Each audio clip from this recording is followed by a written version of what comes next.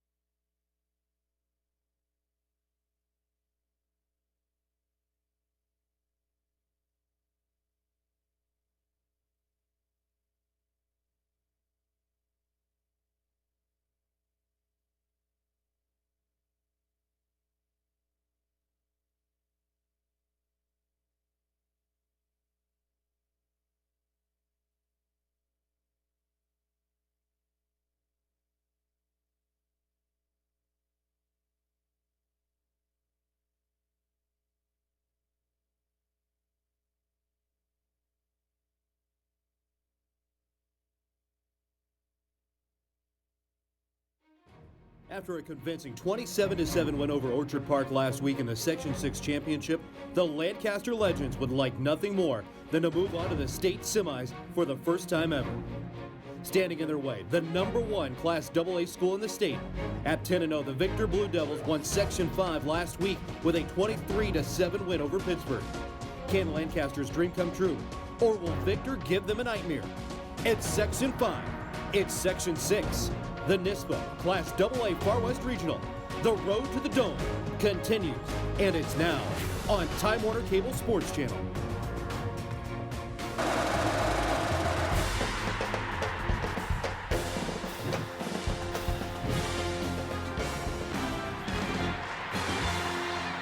From New Era Field in Orchard Park, New York, Time Warner Cable Sports Channel presents the NISPA Class AA Far West Regionals. The Section 5 Victor Blue Devils taking on the Section 6 Lancaster Legends.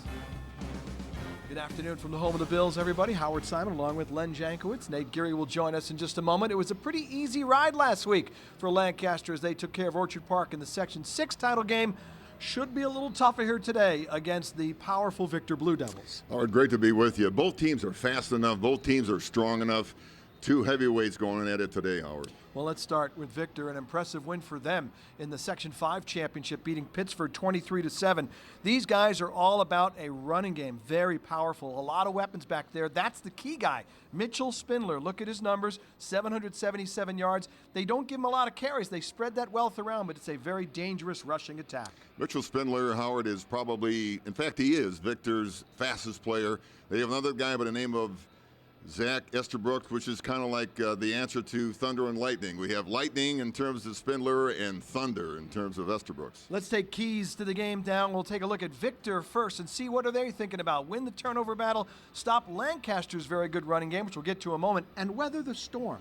You know, the one thing I think Coach Mandel has to do is make sure he weathers that opening drive of Lancaster, who likes to score over the top. They are very, very potent. Well, I mentioned Lancaster getting here with a relatively easy victory over Orchard Park last week in the Section 6 title game. Yes, they have a talented running game as well, and we'll talk about Zach Samborski as the game goes on, but they have balance on their offense. They can beat you with the pass, and they have a multitasker weapon to keep an eye out for, and that is Max Giordano, number 14. What a game he had against Orchard Park.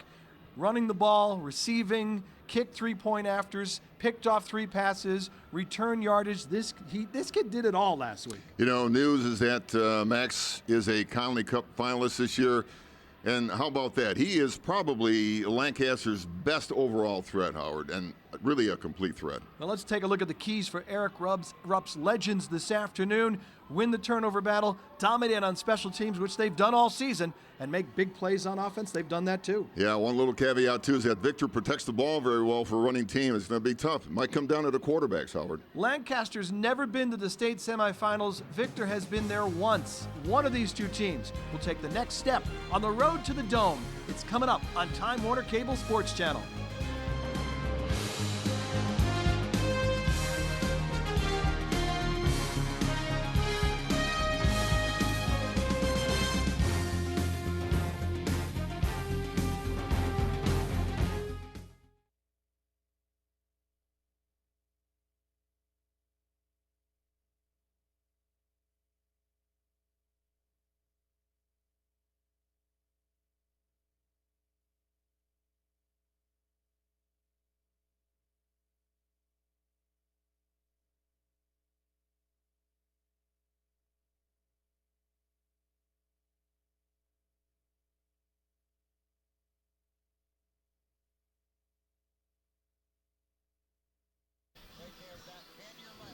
No, that's not him. No, that's not him. Where is he? Keep going. Not there yet. He had sunglasses, bald guy sunglasses. No, go left. There was a guy walking. I wish I had binoculars. I think he just crossed the 50. He just walked behind the linesman. I think it's the guy. He's a guy wearing sunglasses at the 45. Guy at the 40-yard line. He's got his side to us, right? I think that's him no, maybe not. No. Down there, no. No. No, that's not him. He'd be with the kids somewhere, probably talking to his quarterback. Guy with the white cap? No, that doesn't look like him. No, not there. Nope, nope, nope, Where nope, did he nope, go? nope, nope, nope, nope, nope, nope, nope, nope, nope, nope. No. He's the defensive guy. Jeff's not around here. I don't know. Can't see him. That's why I wondered. I thought maybe he just drifted off to the right, but unless he went back behind. We kind of ID'd him before. That's not him, no. He'll show up. Nope. He's got to be there somewhere. Not there yet. Not there. Oh. Yeah. All Okay. right. We'll get you.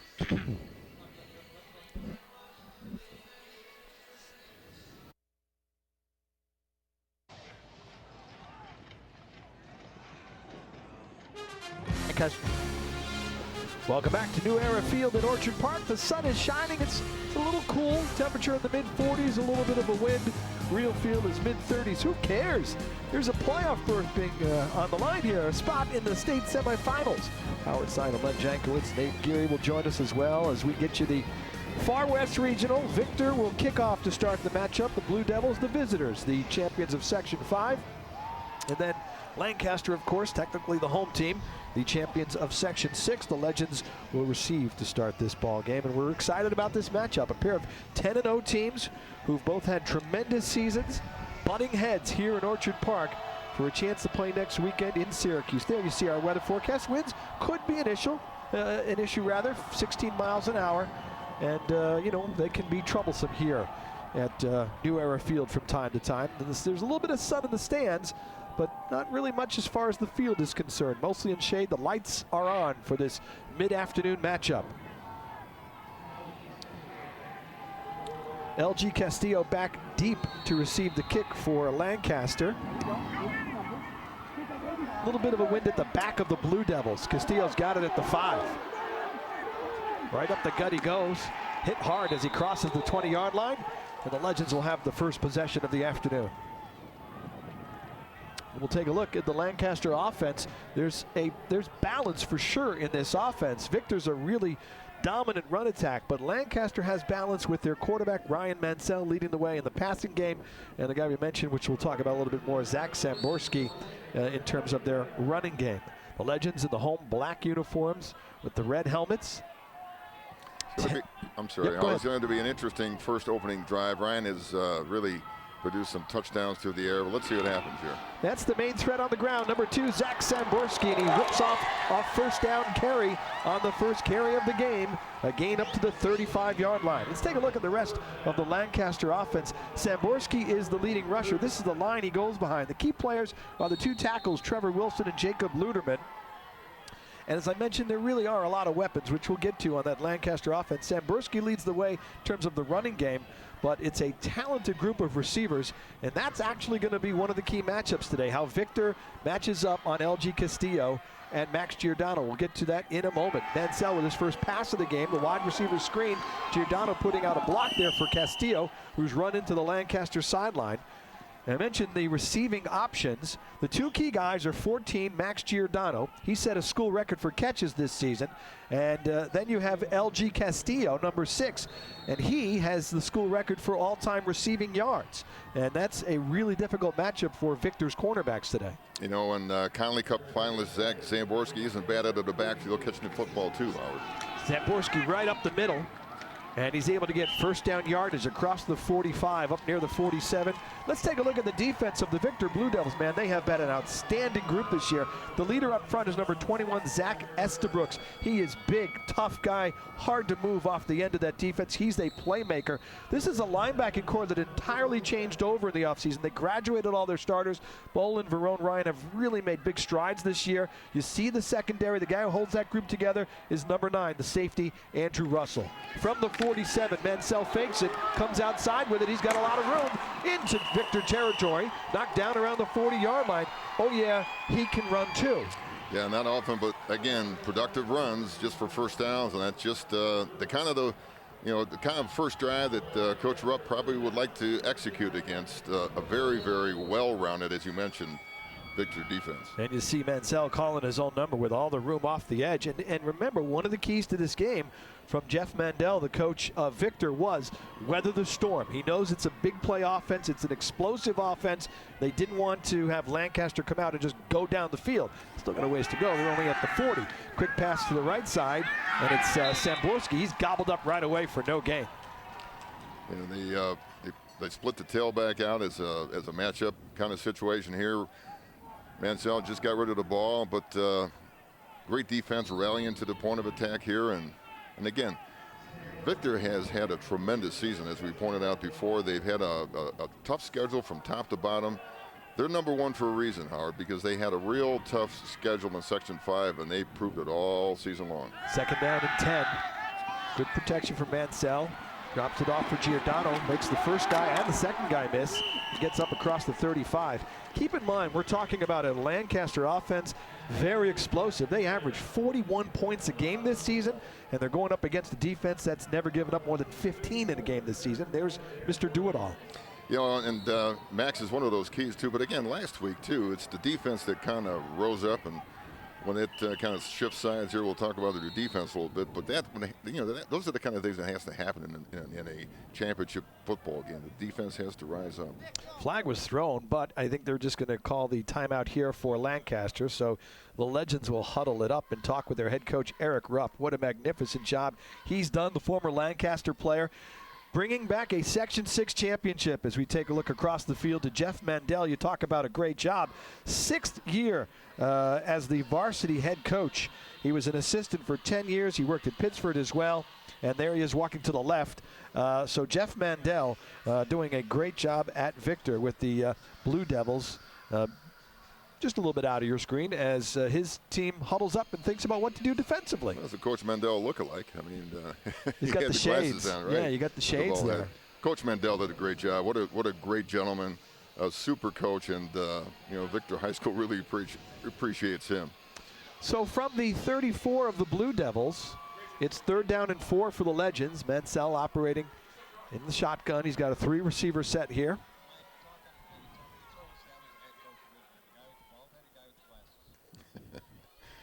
Mansell taking a look at the sideline to get the play. Eric Rupp sending in the play on offense. Samborski with the carry right up the gut. First down yardage inside the 25-yard line. The senior running back, Zach Samborski, Connolly Cup finalist, gets another first down for the Legends, and they'll go no huddle and keep pushing the tempo here in the first quarter.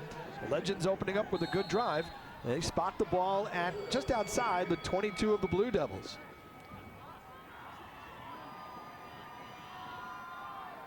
That's Giordano in motion. Samborski off the right side of the line, able to get good yardage on first down again. Samborski this season over 1,100 yards rushing and 15 touchdowns. Those numbers are actually down from last season that we get a good look at Zach because there was just more balance in the offense this season. There were other options. Yeah, they're really, the way that Lancaster really produces offensive drives is that there's really no one single guy that you can match up against because they're just potent all the way around. And then, of course, you saw Mansell sometimes pull the ball and run. Samborski, nice decision to kick it outside there. Gets to the edge, picks up a couple of yards, and as he falls forward, he should have enough for the first down. And we talked to Coach Mandel and about this running game for Lancaster. And we talked about the balance in the offense, but Samborski is a very dangerous running back. And Coach Mandel did say this is probably the best rushing offense his defense will face all season. Crew is going to call timeout, officials timeout, and they're going to bring the chains across the field. I think he had to get just beyond the 13, I think, for the first down, and where the ball is spotted, it's closer to the 12, so I think it'll be enough for the first down, but we'll let them stretch the chains out. And it is plenty for a first down. So the Lancaster drive continues, much to the delight of the Lancaster faithful. Just to the left in front of us here on usually the Bills sideline at New Era Field. Got a good turnout for Lancaster. Good turnout for the folks in Victor as well, who've come west on the thruway. So it is first down, Legends, as the drive continues. It started at their own 23-yard line. They're going to spot the ball just inside the 13. Menzel calling out the signals, just a junior. This is his first year as the starting quarterback for the Legends, winning the job after the offseason. Samborski in the middle. He's going to get maybe just inside the 10, at the 10, or possibly inside. And the Lancaster Legends continuing an impressive opening drive. 10-0 this season. Lancaster advancing in the Section 6 playoffs, beating Ken West, Hutch Tech, and Orchard Park in AA, with the 20-point win over the Quakers here last week in the Section 6 Class AA championship game. First title for the Legends since 1999. Samborski off target, picked it, could go the other way. This could be a pick six. Samborski trying to chase that player down on the far sideline, and he is going to be, well, he's still going. Tackled down around the 10-yard line. What a turnaround for the Victor Blue Devils. That's Cordell Jackson with the interception for Victor. And instead of Lancaster being in position to score, the Blue Devils get the ball, and they'll have a great drive start here. Yeah, I don't know whether or not this ball was either tipped or just might have been tipped. Just a little bit. And you know, how about this for a big start over here, and a 10th grader, by the way, too. They have a heavy underclassmen set of defenders here. There's a play he'll never forget, and now that sets up Victor inside the 10-yard line with their running offense. What a turn of events, Howard. Wow, Cordell Jackson with a huge play. His team leading 6th interception of the season. So the offense on the field, and this is the ground and pound attack in one play, and it's a touchdown. The Blue Devils get the touchdown from Mitch Spindler on that first play, and it's 6-0 Victor. Pretty tough. They run that power play very well to the left side of the line, and we talked about Spindler's being a threat quick. He just entered that end zone, and as quick as you can turn the game around. 6-0 Victor. Wow, what a start. That is an amazing turnaround. So Lancaster inside the 15 of Victor, and the pass is picked off, and instead it's the touchdown the other way. So on for the point after is Sam Castiglia, and he is a offensive lineman, but he handles their kicking chores as well. The extra point is up, but it is no good. So Victor maintains the 6-0 lead after the interception with 7:30 to go here in the first quarter at New Era Field. Here's the running play again as the hole is opened up and really almost untouched. Mitchell Spindler able to keep standing up and go right through there. Right, Victor's strength, again, because of the running game, is a great offensive line, Howard. By the way, they have a 9th grader on their offensive line who is 6'5" and 250. This offense is explosive on their side too from a running attack, because they've scored a bunch of points from their side. Yeah, there's Coach right there, Coach Mendel. He's got to be happy with that turn of events. Yeah, right. Well, he wanted to weather the storm. It wasn't going so well on that first drive, but they came up with an answer thanks to Cordell Jackson's big interception. Yeah. Here you see Coach Mandel. You know, you probably didn't like the game to start that way with a little drive going on there, but certainly that little turnaround, almost a pick six here, really put it in their favor. But now you have to come back from adversity. Lancaster hasn't done that, much this year because they've been on top. Howard, now they got to respond. That's true. They're really, it's maybe only one game this year where the Legends had any kind of adversity. Short kickoff. It's Kyle Backert with it across the 25-yard line. Well, the good news is for the Legends, you move the ball on offense until you had the turnover. That would be the bad news portion of the last drive for them. Right, Ryan Mansell just, he can't beat himself up from just one mistake here, just to come back and just do what he did in the first drive and just have a little methodical drive as he had before and move the football. That would have been the bend but don't break defense on that first possession, right? I mean, they gave up yardage, but then they made the big play. Well, right to a T, that's for sure. So Ryan Mansell and the offense back out on the field, and they'll drive start this time at their own 27-yard line. And to reset the play clock. And we did mention, too, about the underclassmen in that defense. There's, Tommy Ryan, the linebacker, and Chris Veroni mentioned those. Those guys really fly around the football, but they do have some underclassmen in the defensive back. Mansell going deep for Castillo. He can't hold on. In and out of the hands of LG Castillo. Charles Wogo down there in coverage. Ball held up a little bit going into the wind, but not there for a moment. Castillo was still going to make that play. Yeah, he probably wish he had that one again, just to secure it. It dropped right over his shoulder. That replay shows it. If he could just secure it. Ball slipped out, and give Nugo just a little kudos here by stripping that right arm here to get it out of his hands. Yep, it looked like that ball hit off the right shoulder, and then give credit to Castillo for coming in with it, but Wogo staying with the play and able to help break it up. 2nd down and 10. Andrew Hersey fumbles the ball. Victor's got it. Hersey hit right away. It is down on the turf. It is picked up by the Blue Devils. Victor has their second takeaway. Ryan Freeze comes up with the ball for Victor. Yeah, Tommy Ryan, I think, made that hit. The inside linebacker we mentioned before. I think he struck the shoulder and the ball shook loose. Great field position for the Blue Devils. And Lancaster has to be stunned as Jeff Mandel's defense comes up with a second takeaway.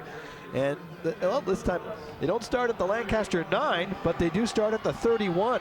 Jet sweep. Andrew Russell with the carry. Russell trying to go forward. He does for maybe a gain of a yard on the play. There are a lot of weapons on this Victor offense. We didn't have a chance to talk about them. They had a one carry drive the last time they had the ball, but their quarterback doesn't really throw the ball much. It truly is. This offense would make Rex Ryan proud. They're ground and pound. Look at that. 71 attempts in 10 games this season. When he does throw the ball, he's good. 62% and a good touchdown interception ratio. He's throwing the ball here. Got a man wide open over the middle. Caught for a first down. And that completed to Zach Estabrooks. And the Blue Devils are at the 10. Yeah, Howard, I mean, Zach Estabrooks not only is a force on defense, but on offense. If you look at the offensive line, now we mentioned the ninth grader, Sam Castiglia is also the punter. How about a ninth grader? 6'5", 250 pounds. And we talked about Estabrooks, how much of a factor he is. Look for Mike Nowitzki to be a factor too, Howard. Blyer keeps it himself. Spinning around across the 10-yard line. He is stacked up. Nope, still going. Look at the pile. Move. Ball comes out. Mitch Kane, I think, recovered it. Mitchell Kane down there, number 1 for Victor. I'm surprised they let that play keep going. I was waiting for a whistle. Then the ball definitely came out at the end. And alert play by the receiver, Mitchell Kane, to dive on that football for the Blue Devils. And they'll have it at the Lancaster 4. I attended both practices, and both teams emphasized turnovers, Howard, where they trying to rip that ball out. And there was a perfect chance there for that ball to be ripped out and go back to Lancaster's Lancaster possession. 2nd down. Blyer with the give to Spindler. And he goes in. Touchdown. Or excuse me, Estabrooks. Zach Estabrooks. Just like that, the top-ranked team in the state is up 12-0. Yeah, quick turn of events. And, Howard, the whole thing about this shock and awe kind of thing here, too, when your defense gets put in a difficult position, you really have to respond. And now this is the second time in a matter of a few minutes that they have to do that. And that's something that they have to rise up now. It's got to be more of a noisy offense, or defense rather. They got to really pick themselves up, and this is kind of a new thing for Lancaster to endure here. But hey, the kind of season they had, they'll pick it up a little bit here. But it's difficult. It's difficult for a defense to come back that quick under those kind of circumstances. Going to go for 2 here. Mitchell Spindler in the backfield with Casey Blyer, the quarterback. It's 12-0, so the Blue Devils want to make it 14. They'll do the reverse. Russell trying to spin, keeps going. Russell towards the end zone, dives, puts the ball out, and they give it in. They give him the 2-pointer. Boy, I thought that play was stopped give Russell credit. Andrew Russell going down, put that arm out, and that made the ball cross the plane of the goal line, and it's 14-0 Blue Devils. Tremendous effort by Andrew Russell, just making sure that he cut back when Flo was not going his way. You can tell. Well, there's the initial touchdown play here, but the two-point conversion was kind of a little masterpiece here. That's the run again by Estabrooks. Able to go in standing up. And here's the play by Russell on the reverse. You know, check this now. He saw nothing coming back here. He spun me back, and he saw the goal line, and he just cracked the vertical plane here, and it's 2 points. Well, they needed all 6 foot 2 inches of Andrew Russell there. It's a good thing he wasn't like 6 foot or 5'10". And once the ball crosses the goal line, no such thing as a fumble, and that's what happened there. Wow, Victor with an impressive. It's funny now. Coach Mandel says to us, you know what? One of the keys, we got to weather the storm. Well, it's Lancaster that has to try and weather the storm now, and the Legends have not been in this position this season. Yeah, it was raining touchdowns, not in their favor. You know, and the whole thing about you know, this kind of template too. Yep. You see the drive stats right there: 3 plays, 31 yards, and the Zach Estabrooks touchdown. The whole thing about this kind of ebb and flow of a game start like this is really difficult to manage them for kids. These are young kids. These are not pro players that we usually see in this kind of field. Castiglia with the kickoff. Castillo backs up to get a little bit of a running start. Right up the middle he goes. Good return yardage for LG Castillo. Can't make it out to the 30. We'll see offensive possession number 3 for the Legends. Well, the first 2, they've coughed the ball up. So I'm sure Eric Rupp, who oversees this offense, has talked to his fellas about ball security. They don't turn the ball over very often, but you know, to Victor's credit, this defense they played extremely well this season, considering they were a very young group coming into the campaign. They lost a lot of starters to graduation last year. The entire linebacking core, 2 cornerbacks, they really turned the group over. Yeah, and Coach Mandel said that the reason that they're in this spot is because they matured so quickly. That's Samborski off the right tackle, gets across the 35. And give credit to Paul Ojeda. Paul is the defensive coordinator at Victor, and they knew they had talent, Len. You know, coaches told us we knew we had a talented group of kids, but we weren't sure how fast they would all come together as a unit, and how would those first-year starters handle the pressure and the expectations that were pretty high for Victor. You know, another thing too, they came up with an opening win against Aquinas early in the year, and you know, the confidence started building because results built confidence, and boy, did they take off after that win. They've given up just 80 points all season in 10 games, the Victor defense. Samborski hits a wall. That's going to bring up 3rd down. The most points anybody scored against Victor this season was Pittsford, when they scored 15 in a game in the regular season. That's phenomenal defense. And they came back and beat Pittsford in the playoffs. So Pittsford, a very, very good game. And Class B, this is Class B regional action in the central part of the bracket. Shenango Forks out of Section 4, beating Cazenovia 14-0 out of Section 3. Again, that's B. And we'll tell you about who the team will play out of this bracket, this side of the bracket in a moment. Giordano with the drop on 3rd down. The AA winner here will play either Binghamton or CBA from Syracuse, Christian Brothers Academy. Those teams will play at 6 o'clock tonight. You know, talk about maybe an overachieving team. Binghamton, I think they upset Elmira last week. They were 6-4 going in and playing an undefeated CBA team. 4th and 5. The offense stays out on the field. Now, they could also kick out of this, but Victor not having anybody back at this point. So we'll see if Mansell and company go for it. That's Castillo going into the backfield. He can kick. We saw this last week against Orchard Park. And he is going to do that. Nobody back to return for the Blue Devils. Lancaster hoping to get a bounce. They don't. It takes a Victor bounce. So the Blue Devils will start right near midfield. And with the 14-0 lead, we'll look to add on to it. Well, the game could not have started any better for Victor. Now, I kind of think now on offense they're going to show their wares. Or I think you pointed out before, they threw the ball 71 times coming into this football game and made a big play, you know, putting it down and into the red zone of Lancaster. But I kind of think what you'll see now is what Victor's all about, just running the football against that well-coordinated defense of Lancaster. And they will run the football. Spindler up the middle, gets across the 50 into Lancaster territory.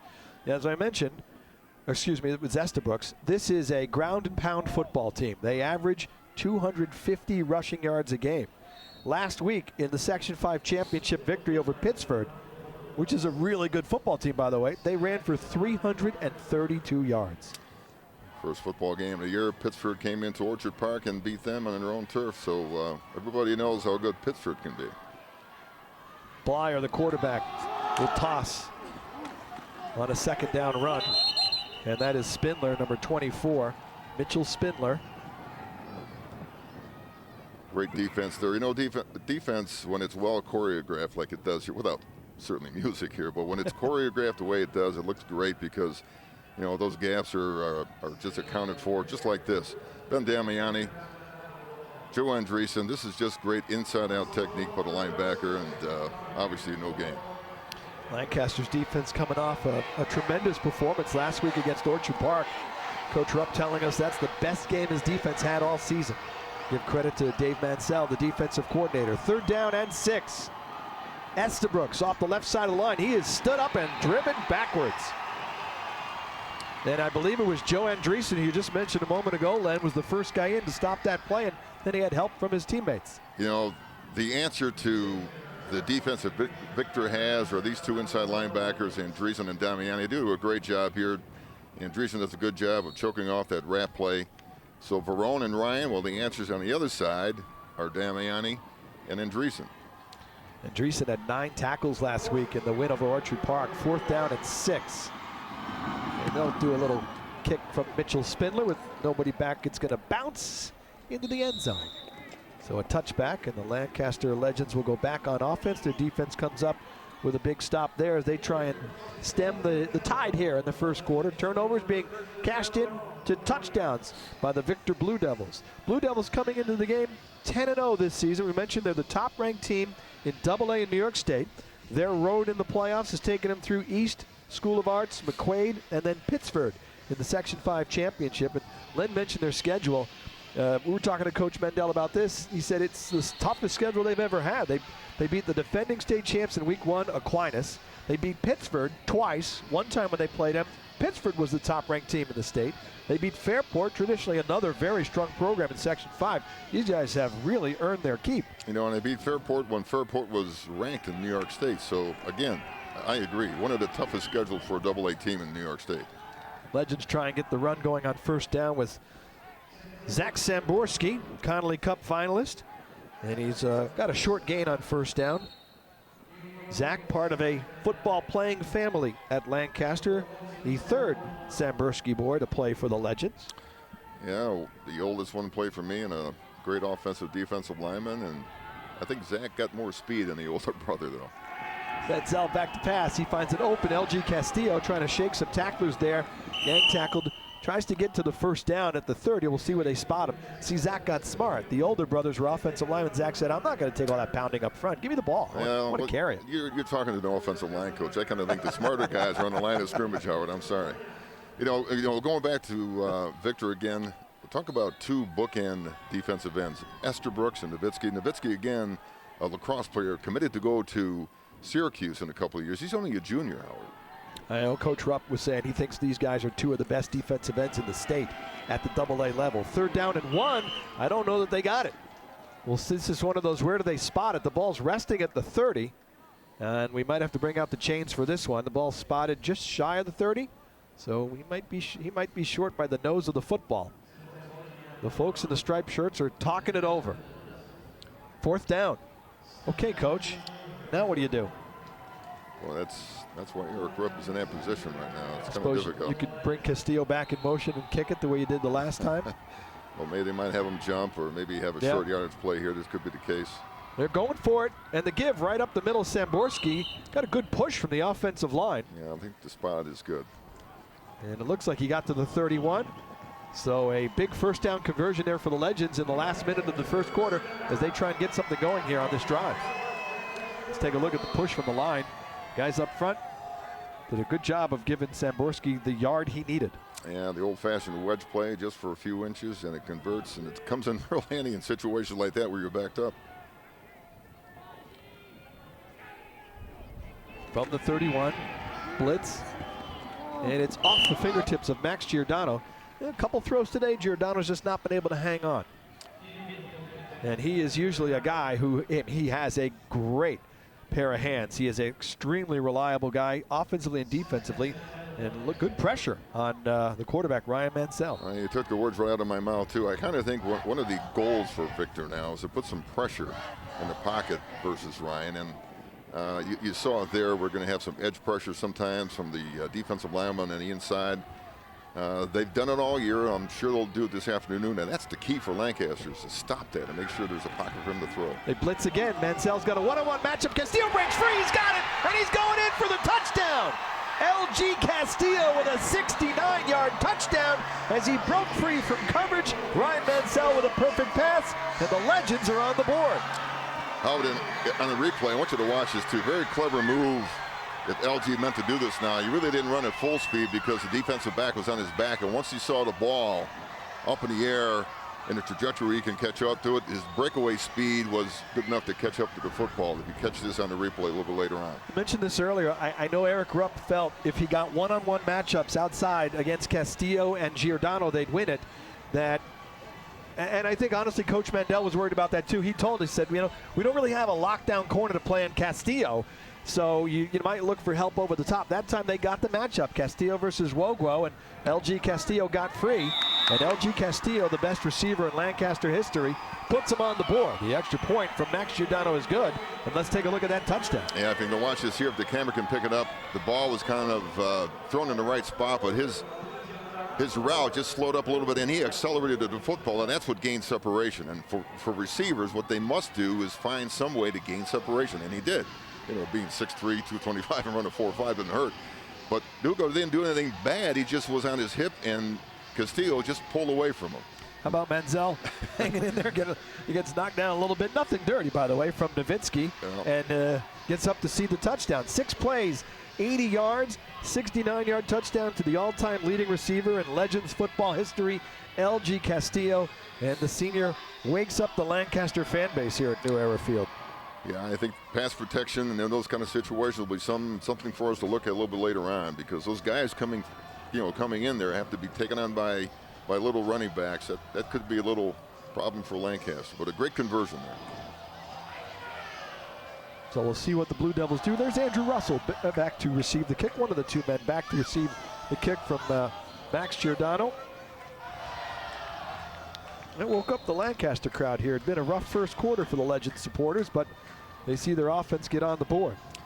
To mention about Victor's prowess in other sports, how about 44, Howard, straight victories in lacrosse? Yeah. Victor High School over 2 years. Well, they almost knocked it off one of the guys on that front line.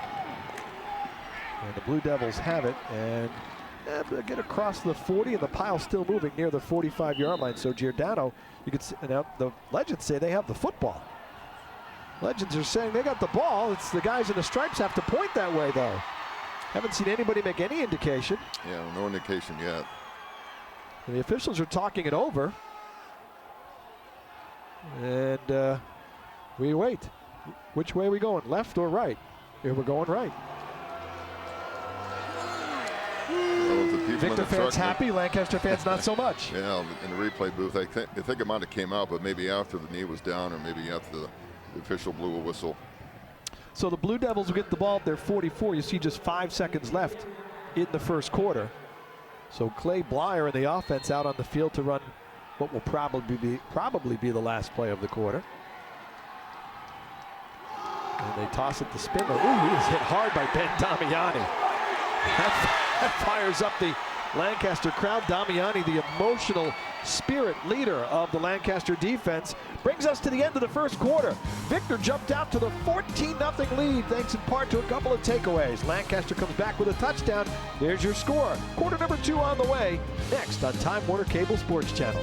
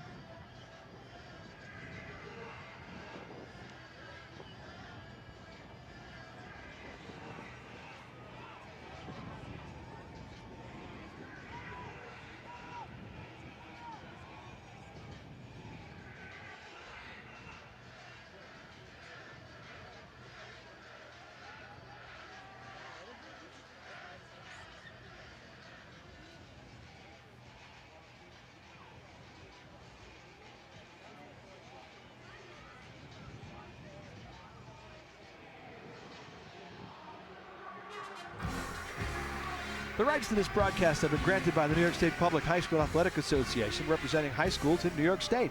Any rebroadcast or republication of the programming without the written consent of the New York State Public High School Athletic Association and Time Warner Cable is strictly prohibited. Howard Simon, Len Jankowitz, Nate Geary back at New Era Field. Quarter number 2 underway. Victor and Lancaster in the AA Far West Regional. And the Blue Devils will get into Lancaster territory on the first play of the second quarter. Zach Estabrooks with the carry. Yeah, just a great little cutback run on that play. Just that's vintage Estabrooks in terms of just trying to find that little crease and lower his shoulder. He's been doing that all year. What a great compliment to Mitch Spindler. Estabrooks is an interesting story. A kid who did not have a starting job last year. But as Coach Mendel told us, he had the best offseason of anybody. Right. And he came out and won a starting job, earned a starting job for the 2016 season. Big yardage on that carry inside the Lancaster 40-yard line. First down for Zach Estabrooks and the Victor Blue Devils. Yeah, a lot of creases formed by that offensive line. Looks like they're creating some creases on the inside. Great vision. You can see the dancing, the quick steps back left and right, and he's got some power too when he lowers those shoulders. It's an offensive line that has really grown over the course of the season. Talking to the Victor coaches, as we take a look at some of the numbers, Lancaster leading the way in terms of total yards. Look at that, 153 to 38 at first downs and time of possession, but they're trailing on the scoreboard because when you move the ball down the field and then turn the ball over, and you give Victor drive starts at your 9-yard line and your 27, excuse me, you won't have many yards if you're Victor, but that's why they're leading the game, 14-7. Hey, you mentioned the offensive line too, going back to the offensive line. Ryan Flates has been he's the center right now, but he's been an offensive line that's been around this team for 2 years. The last time they were here in Buffalo facing Jamestown in the regional competition. Second, Blyer looking to the right side now, throws it over the middle. It is almost picked off by Giordano. He read that play nicely. I think it was Estabrooks, the intended receiver. You could just see the safety, Giordano, just read the eyes of the quarterback and move over. Yeah, a similar play. If you remember, Estabrooks converted one on a similar kind of streak play that set up the touchdown, but Giordano had his eyes set on that same play, and luckily the ball was thrown high. Otherwise, it would have been picked the other way. Giordano, 5 interceptions this season, 3 here last week in the Section 6 championship against Orchard Park. 3rd down and 7. The ball's at the Legends 32. We'll see if Blyer, what he does here, if he puts it up in the air or they hand it off. That's Spindler in motion. We have a whistle. Maybe there's a timeout, I think. Yeah, I don't see any flags. I think Victor called timeout. So Jeff Mandel wants to bring his offense over. Victor. Yeah, 3rd down conversions, Howard, very critical on both sides. You know, the big long play to Castillo for a touchdown on a 3rd down situation. Same thing here. You mentioned the Victor Blue Devils and Ryan Flights, the key guy, the center on the offensive line. You also mentioned it earlier. Their left guard, number 64, is a freshman, Sam Castiglia, and he's a big boy too, 6'5", 250. How often do you see a 9th grader starting anywhere on varsity, let alone up front on the offensive line? And credit him, he's also the team's punter. I went to the practice this week and really was kind of amazed in terms of how he fit in with everybody. At this point of the season too, Howard, he's really not a 9th grader anymore. He's probably, almost a sophomore in terms of playing ability here. But credit the offensive line coach from Victor for getting that chemistry going here and the confidence level that all these guys have built, with those 2 guys in the backfield. Coming up right after us, the finale of our Far West Regional coverage. Batavia, the champs from Section 5, will take on Dunkirk out of Section 6. That's tonight, 6:30, the Class B Far West Regional here on Time Warner Cable. We bring you, of course, all the action last weekend and again this weekend. A little chillier here this weekend as opposed to last weekend at New Era Field. A little cooler today, and the sun has now disappeared from the stadium entirely. That's going to cool things off a little bit as well. So I brought my toque. You're going no coat, no hat today. Well, you're a brave man. That might change in the second half, that's for sure. 3rd down and 7 again, facing the Victor offense. Quarterback Blyer going to keep it. Nice block on the edge, but still good support from the defense. Lancaster swarms to the football, and they come up with a nice stop there after a gain of, no gain. I think they'll keep it at the 32. I got to mention Brett Beto, too, coming back after an injury. He'll be a force here, and He's not entering in that play here, but he's coming back after a lengthy lapse, that he had to get healed up here. But he'll be a force for this Lancaster defense before the night is out. Number 40. Nice to hear the train whistle from Bill's games is used for high school football as well. 4th down and 7. Blyer to the right. Coming back the other way for Nowitzki. Breaks one tackle, but he's kept short of a first down. Barbaro, the first guy there, the lockdown corner, and then the guy you just talked about, Brett Vito, number 40, finishing that play off. Yeah, credit Barbaro for battling the block from Jack Leonard on the outside. It was almost like a little screen play, a single-man screen. And credit Barbaro for breaking through here and Vito finishing it up. Well, Len, some interesting things are happening here. Victor gets off to that big start, and considering Lancaster's a team that really hasn't faced any adversity, 10-0. Really, the only time they were behind of significance was that regular season game against Orchard Park, and I almost wondered, how are they going to handle it? Would they start getting a little jittery? Would they start panicking a little bit? They didn't. Their defense has gotten some stops to allow the offense a chance to get back in the game. Every game is like a new situation, a new season, so to speak, because you're facing competition, Howard, at the top of the triangle here. These are teams that are just undefeated, haven't had any setbacks here. So they're going to try to find out each other, see where the weaknesses might be. And again, as I mentioned to you all the time, Howard, it's seniors, it's big players, make big plays in these games. Those are the kind of guys that turn games around. Zach Samborski had no gain on the first down carry. Lancaster goes with a 4-receiver set. Ryan Mansell, the junior quarterback,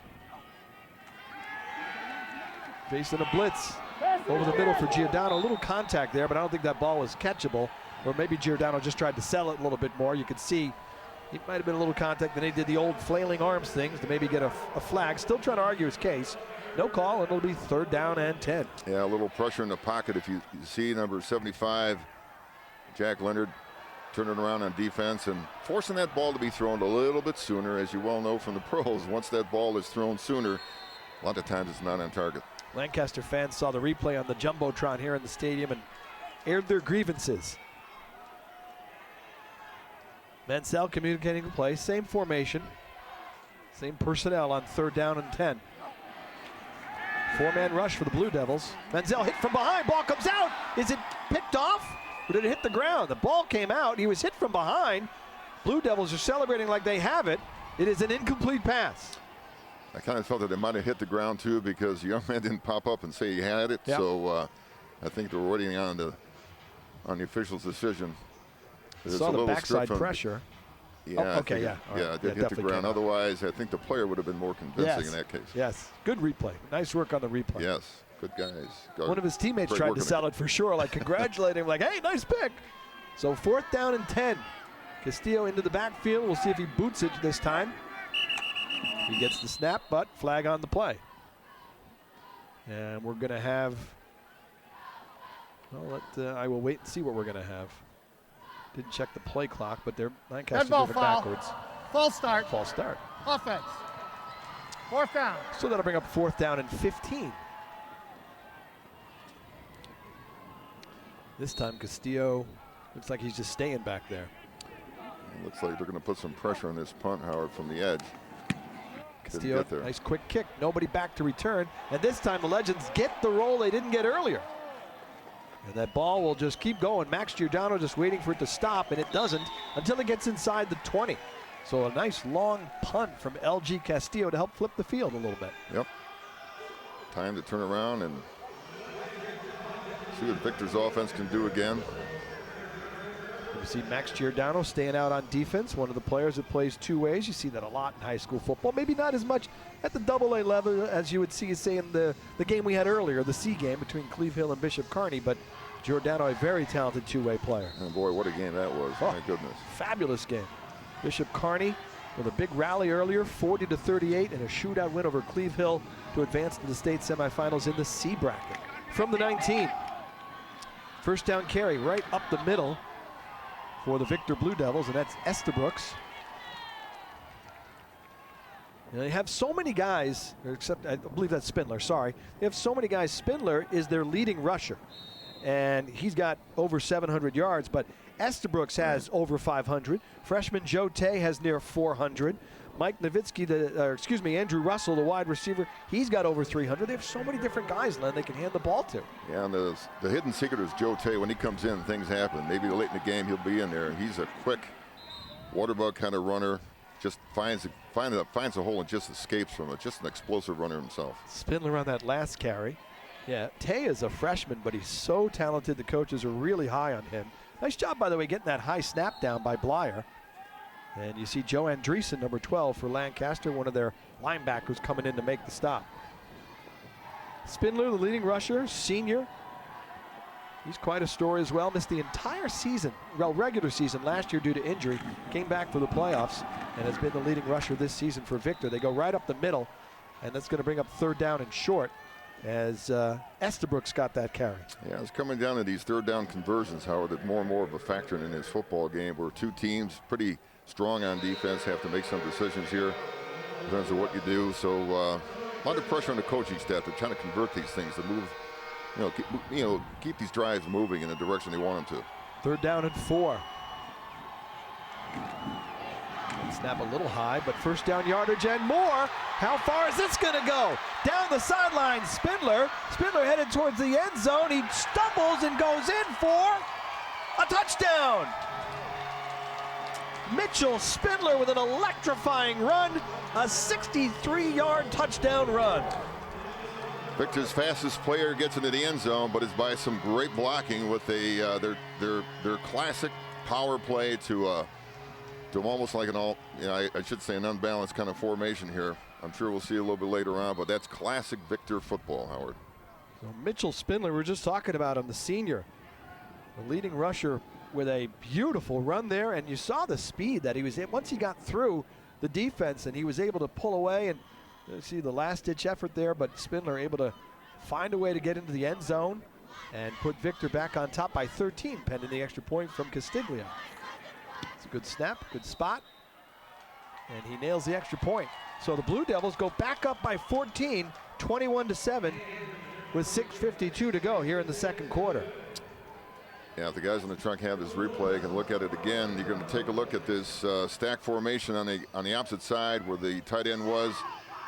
And now Max Giordano, who's a pretty quick player in himself, looks like he can't catch up to Spindler, who is pretty quick by his own right. Great little move to the outside, and once he hits the perimeter equals points for this young man. You can easily see how they can pull away from teams, Howard, because they just have a way of finding these guys some creases here and the speed to break away from defenders. I love that first replay because, and that one too, look at the blocking. He was literally untouched coming through that crease. And then as you're right, Max Giordano is not a slow guy. Right. And you could see Spindler pull through there, pull away from Giordano, give Giordano credit. He was able to track him down, but just couldn't get him before he went into the end zone. But phenomenal run by Spindler. But as you said, it all started with the blocking up front. You know, mostly people think of spread offenses as being a throwing offense, but Victor's offense is spread, but it's a power running offense. And there is perfect indication of what they can do with those blocking tight ends and fullbacks. And you know, Spindler's an interesting story. I mentioned he's their leading rusher. Off the top of the telecast, we showed you his numbers. He averages about 15 carries a game, and Coach Mandel was telling us, you know, with a guy with that talent, he'd get 25 carries on probably almost every other team. But on this team, in their formula, they spread the carries around. He gets less than your normal starting back would. And the hidden benefit about that, too, you're not really exhausting your top tailback because you have some adequate people that are going to pick up the load. So kudos to Victor. Stiglia with the kickoff. He's going to roll. Who's going to grab it? It's Castillo. He's going to try and outrun everybody to the near sideline. He does for a few yards, and then he's run into the Lancaster sideline. So the Legends offense goes back out on the field, and Lancaster for the 2nd time this afternoon facing a 14-point deficit. You know, in the case now of a 21-7 deficit, now you ask yourself, well, how do we counteract this right now? It's just moving the chains. Whatever you've done before, continue to do. Find out what's working and just stay with it. Is that the message Eric Rupp tells his guys? Don't panic. Just do what what we do on offense. Right. I mean, Eric is a calm guy. He'll get this offense rolling here, but you just have to make sure it's just play after play. There's no, one big play formula for getting even in a football game. You just have to just keep kind of pounding the rock a little bit and just move that football. Line of scrimmage for the Legends, their own 24. Mansell hands off to Zach Samborski. He's got a nice hole to get through. Steps out of a tackle.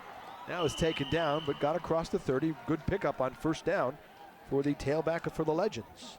Just what the doctor ordered. Another positive gain on first down and makes second down a little bit more manageable. Third down. This is what you have to do, Howard, just to stay in football games is gain some yardage on first down. So the calls are a little bit easier for second and third to make your conversions happen. It was interesting talking to Coach Rupp this week about Zach Samborski and the season he's had as Mansell on the fake keeps it on the read option, and we'll wait for the spot. He had to get to the 34 for the first down. I think he's got it.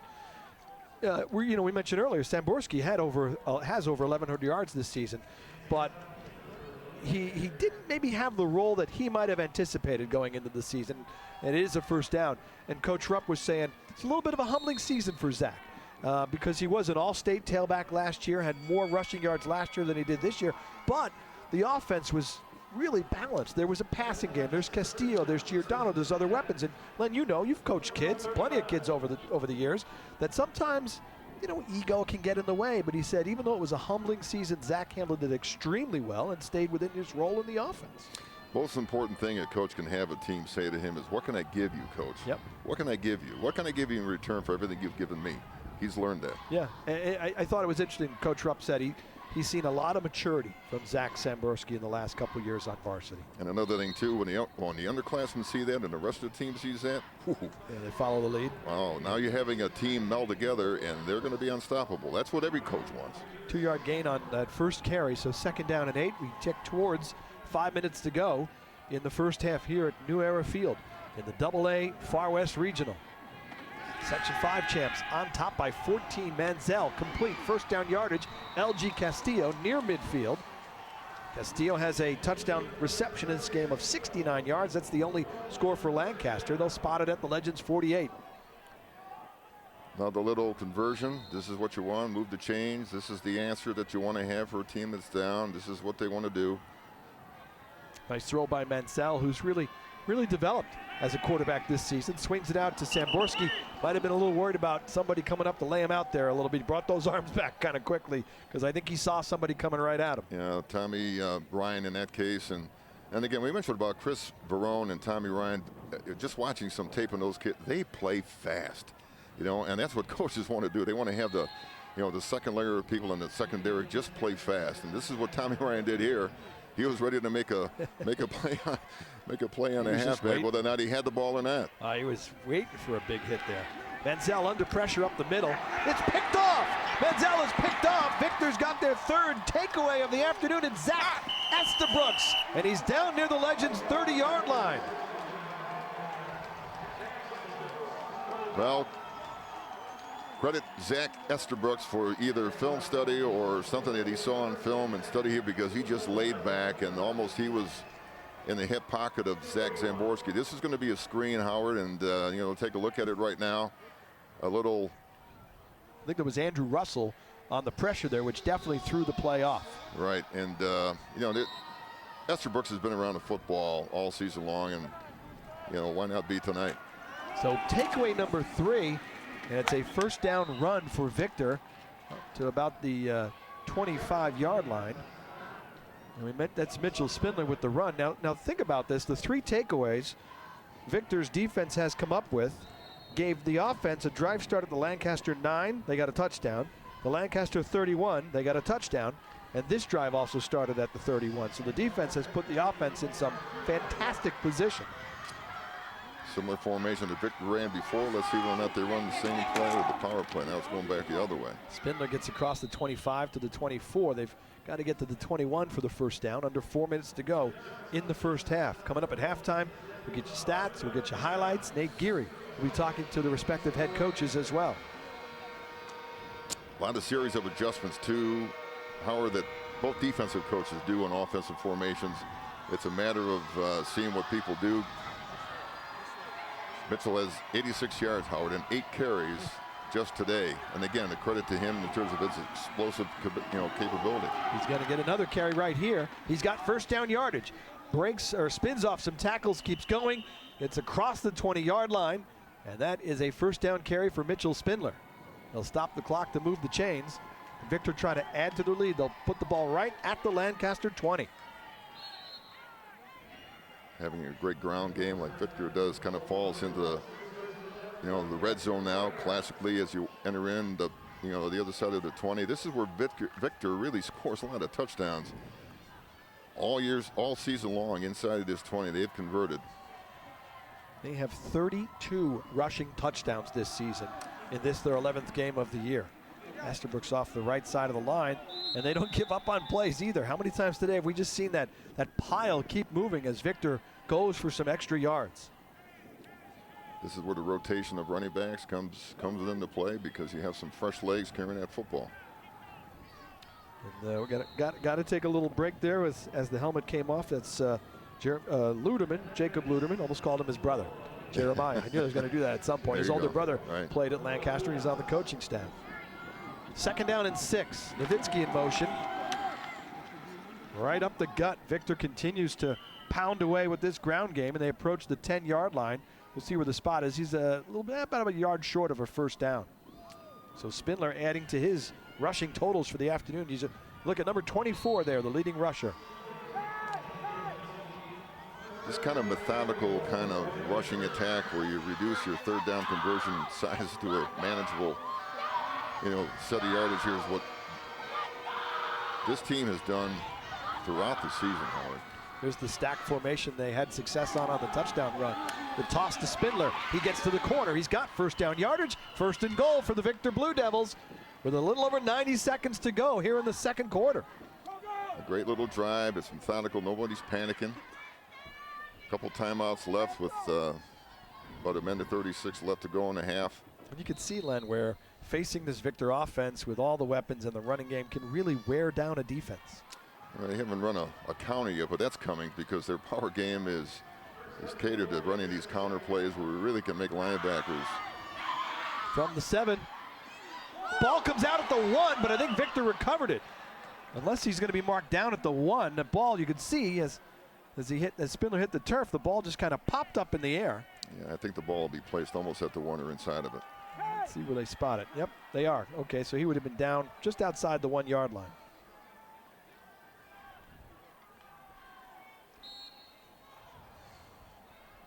Get a good look at the replay. Take a look at. I think he was down. Yeah. Yeah. Take a look at Mike Nowitzki. They usually like to run behind him. And they run behind Flates, which is not a bad option either. That's going to bring up 3rd down and goal. And Victor, I believe, has just called timeout. Yep. The Blue Devils stop the clock with 41 seconds to go as Spindler is kept out of the end zone. And Jeff Mandel will bring his crew over to talk things over. Timeout, Victor. 2nd timeout. So 1 more timeout left for the Blue Devils. It's a big drive here. If you're Victor, you're up 14. You would dearly love to get another touchdown and try and make this thing 28-7 at halftime. Then you could just run the ball all second half. Right. We talked about the 9th grader being the field goal kicker. They haven't kicked that many field goals this year, so I kind of think this is 2-down territory. So while they're talking things over, we're here in the Far West Regionals. So the winner today moves on to the state semifinals, the West semifinals, and here's the schedule for next weekend. All these games live on Time Warner Cable Sports Channel. Class D is going to be Maple Grove and Sydney at 5 o'clock. Class A, that's going to be Greece, Athena, and Whitesboro. Class C, we know Bishop Kearney has moved on. They're going to take on Newark Valley. The B game, that has yet to be determined. And the winner of this game will play in the nightcap, the AA game, against either Binghamton or Christian Brothers Academy from Syracuse. Right. And 6 o'clock game time, and CBA undefeated at 9-0 and playing Binghamton right now at 6-4. CBA probably favored in that game, although Binghamton, as Len mentioned earlier, coming up with a big surprise, beating Elmira to advance to the regionals. From the 1, touchdown, Victor Blue Devils. That was a lot easier for Victor as they pound their way into the end zone. The turnover turned into a touchdown. Zach Estabrooks with the 1-yard run. 3 takeaways, 3 offensive touchdowns cashed in for the Victor Blue Devils. Yeah, the running game is really applaud that they're really executing really well. And you almost feel a sense, too, of the confidence level of the offensive line with the backs that they've had all year long here, even in this championship situation. Nobody gets flustered. they just let that running machine go. Well, you know, Estabrook's got the interception. It seems only proper he should have a chance to get the touchdown as well. Castiglia on for the point after. Good snap and spot. But the kick is no good. So the second missed extra point today for the Victor Blue Devils, but they're still up 27-7 with 37 seconds to go here in the second quarter. Rumor has it too, Zach Estabrook could be in line for Player of the Year honors in Section 5. And again, downhill runner. One tackle doesn't do it. You know, he brings some force with himself, and he's no stranger to the end zone, Howard. Good blocking there by the folks up front for the Victor Blue Devils, including big Shane Hernandez, number 59. He is a defensive tackle, but they brought him in for a little extra blocking help, and why not? He's one of the biggest guys on the team. 6'1", 275 pounds. That's beef. Howard, he's one of those guys too on film. He stands out. He's an anchor when he plays defense for Victor. One of those guys that he just don't run over. You have to run around, and this is where those good linebackers come into play here. So pretty nice half for the Blue Devils. Yeah, very nice half. And consider it didn't start well. Lancaster received the opening kick for this game, and they moved right down the field. And they were in the red zone when Ryan Mansell's pass was picked off by Cordell Jackson. They were inside the Victor 15-yard line. When that pass was picked off, it was returned all the way to the Lancaster 9. And I'm not here to tell you that the first series in a football game that lasts as long as this one will last will necessarily be the turning point, but it was a quick shift. I mean, Lancaster came out, they're moving the ball, they're feeling good. All of a sudden, boom, drive stops, and then it goes to the 9. One play, Victor had a touchdown, and just like that, it was 7-0 Blue Devils. Castillo on the kickoff, looking for some blocking help as he comes near side. He's got a couple nice blocks there as he goes up the sideline. He's still going. One more guy to beat. Castillo's got him. Now it's a foot race. LG Castillo is going to go all the way. No flags. Does not appear that he went out of bounds. LG Castillo with a kickoff return touchdown. Great little wall return. If you see this back again, you're going to see the wall set up on our near sideline here. Great special teams execution. Credit Lancaster for getting this thing in there, and Castillo just, you know, took his speed and took his big frame down the sideline, did not step out of bounds, and scored a touchdown, a badly needed touchdown for the Legends. Wow, what a change there, as the Legends now make it 27-13, and we'll look forward to the replay. I tell you what, when he started coming that way, I thought, where's he going? This isn't really good. It's not really a good idea. Just try and go north-south. But he had a couple of key blocks. Giordano was one of the guys. That's why I'm anxious to see the replay. Giordano on that Lancaster sideline was one of two players that came up with kind of a mini wall for LG Castillo to get around and then go right down the sideline with an electrifying return. Giordano on for the extra point. It is good, and that makes it 27-14. And again, a little life for Lancaster here in the latter stages of the second quarter. Let's take a look again. Yeah, take a look at this wall being set up to the right side of the screen right now. You can see the people here. A great block. Ben Damiani, you know, set the fence up here, and now with all the kind of defenders kind of huddling up, you really don't have any chance to catch Castillo once he puts the jets on. And here we go.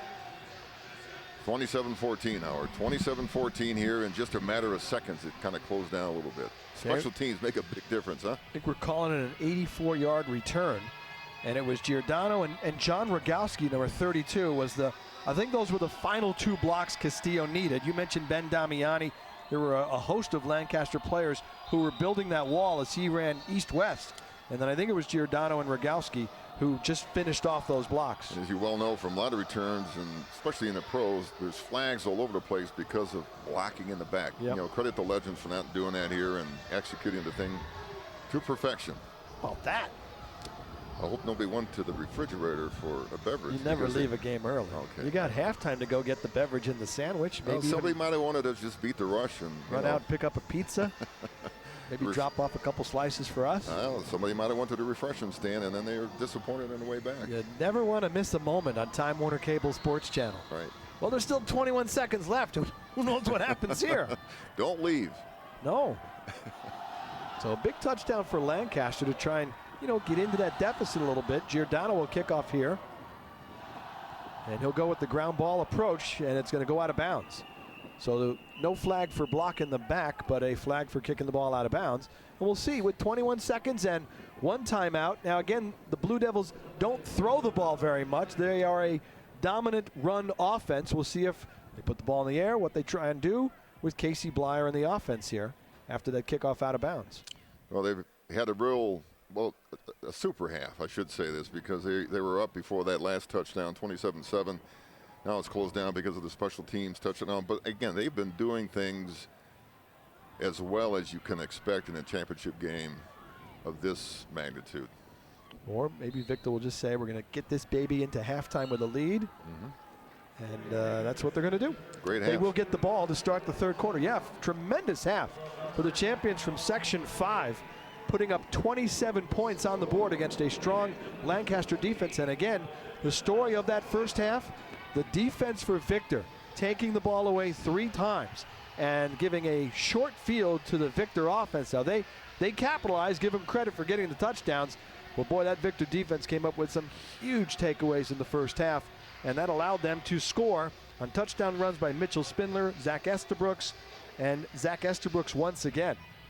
Because 21 of those 27 points came on drives that began after the Victor defense took the ball away. We'll see if that kick return at the very end of the second quarter by L.G. Castillo gives Lancaster a little bit of life going into the third quarter. Our Nate Geary is down on the field. He's standing by with Jeff Mandel. Thanks, guys. Coach, great first half there. Quick start. Turnovers seem to be a big part of that first half. What can you talk about that? Absolutely. We talked about, that's kind of how they won the game last week, is getting 4 turnovers, and we knew it was going to be a big advantage of whoever got them. We got them, and unfortunately we gave up that kickoff there, but still got a lead going into half. What is the message to the team coming in here in the halftime and coming back out to the field for the second half? 2 bad plays, and they got 14 points, and we were able to run the ball in the second quarter a little bit, so we got to keep going with that plan. All right, thanks, Coach. Good luck in the second half. Guys, back up to you. Yeah, the 2 big plays, the 69-yard touchdown catch by L.G. Castillo, and then Castillo with the 84-yard kick return. But Mandel's Blue Devils up 27-14 at the half. More coming up from Time Warner Cable Sports Channel.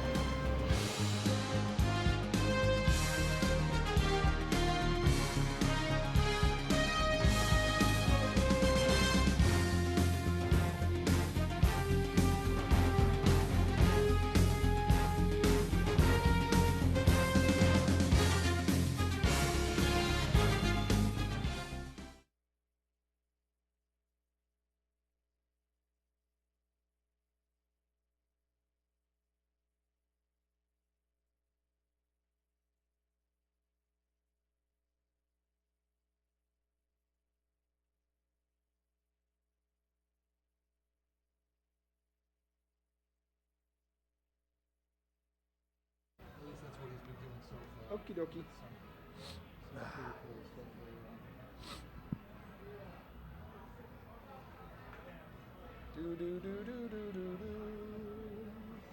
Yes.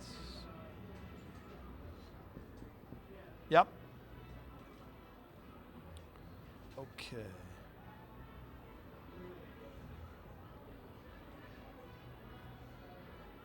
One. Okay, yep. Okay. Okay. Touchdowns and a 2-pointer. Okay. Any comment from Len? Highlights, then quick comment, then break? Right? Rick? Can you hold up your script with a piece of white? Hey, Rick? Highlights, quick comment from Len, then go to break? And then do the highlights, then go to break. Okay. All right, we're coming back. Guys, just move over a little bit. I'm going to get a quick comment from you as soon as we get back. Okay. I'm going to do the highlights, and then at the end, Len, what do you expect in the second half? Okay. Quick comment again, and we'll go to break. Got it. Spindler, Estabrooks. Spindler, Estabrooks. Got it. Okay.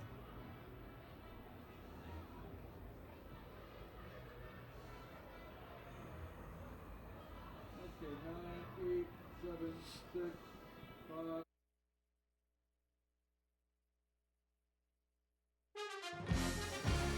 Halftime at New Era Field in Orchard Park in the AA Far West Regional, and the top-ranked team in the state, the Victor Blue Devils, leading Lancaster 27-14 Howard Simon, Len Jankowitz, Nate Geary back here at the stadium. A very entertaining first half. We had some turnovers, we had some touchdowns. Len, it was a little bit of everything in that first half. You know, the turnovers that Lancaster had last week over here, well, Victor was really, you know, the key maestro here in terms of what Lancaster was victim of. And a great running attack from Victor is really what was their whole key. Yeah, they took advantage of those turnovers. Let's get you some of the highlights. 3 of the 4 Victor touchdowns came after Lancaster turnovers, including this one. First offensive play for Victor after an interception, put the ball at the Lancaster 9, and Mitchell Spindler goes in for the 9-yard touchdown run. And then Zach Estabrooks from 4 yards out. They go for 2 after that, and on the reverse, heck of an effort here by Andrew Russell. Spinning, and then lunging to break the plane of the goal line. So it is 14-0 right there. The big play on offense, this 69-yard touchdown pass from Ryan Menzel to LG Castillo. You heard Coach Mendel talk about the 2 big plays for Lancaster. That was one of them. 14-7 after 1.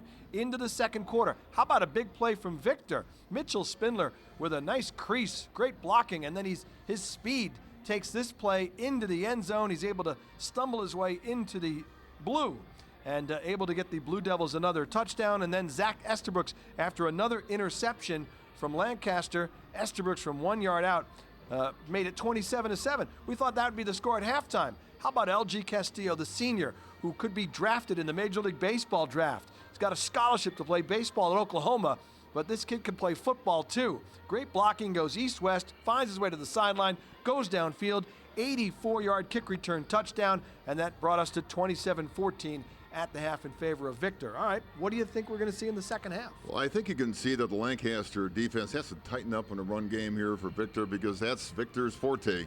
Run the football, run the football, run the football. And Lancaster probably has to make some air game touchdowns happen too. That's been their forte. And I'm sure Eric Rupp will tell his team, hang on to the football. Second half action still to come from New Era Field on Time Warner Cable Sports Channel.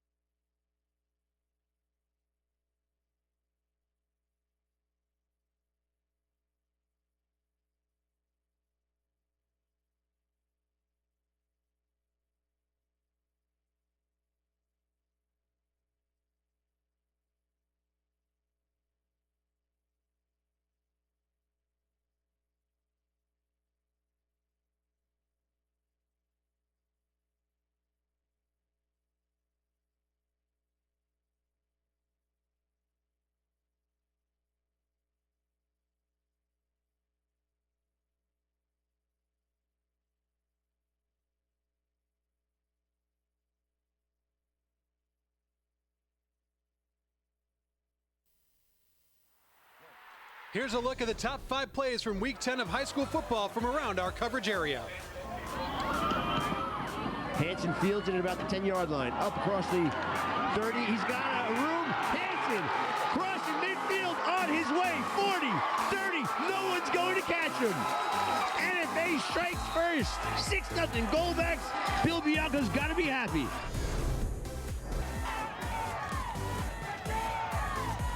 Looking for Leach, they got him in the backfield. Leach making 2 men miss, dances to the outside, gets to the 50. Leach is not going to be stopped. Pointing to the crowd, nobody to beat him on 3rd and long. That's 73 yards for the sophomore running back. Batavia is back on top.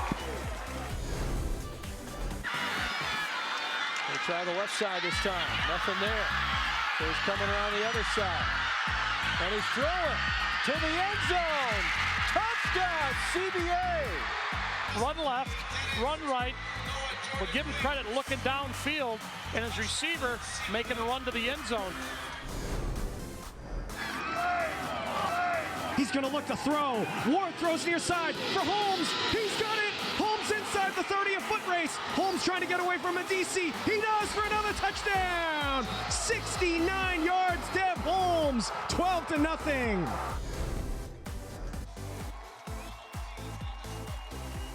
Ball comes loose and Betsy picks it up. Akeem Betsy going to try and score here. Can the big fella get to the end zone? The answer is yes. Touchdown Tigers. A scoop and score for Akeem Betsy after Asen Kloss was sacked and coughed up the football.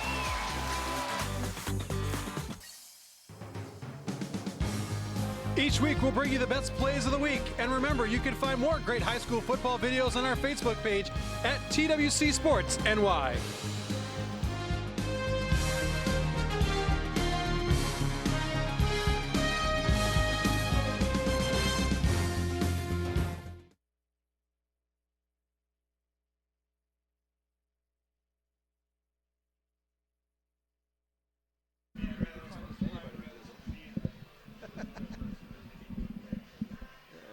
Here are all the notes. Yes, sir.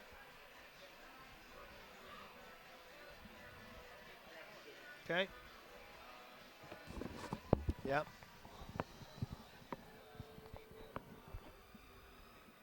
Okay. Okay.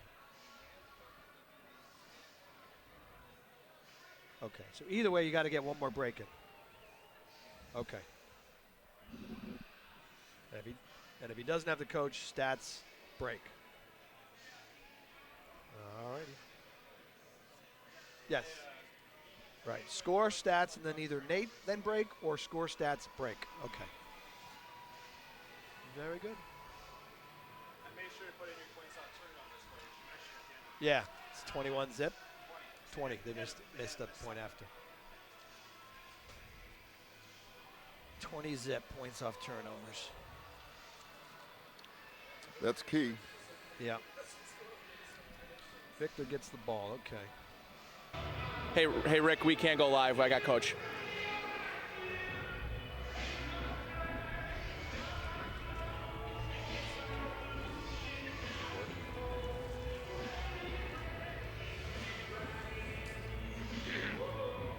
Yeah. Yep. You got it.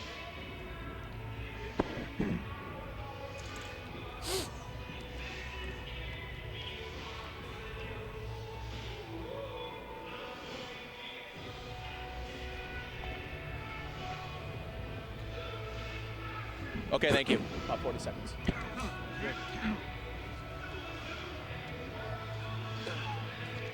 It's a little late for both teams, huh? 2 minutes.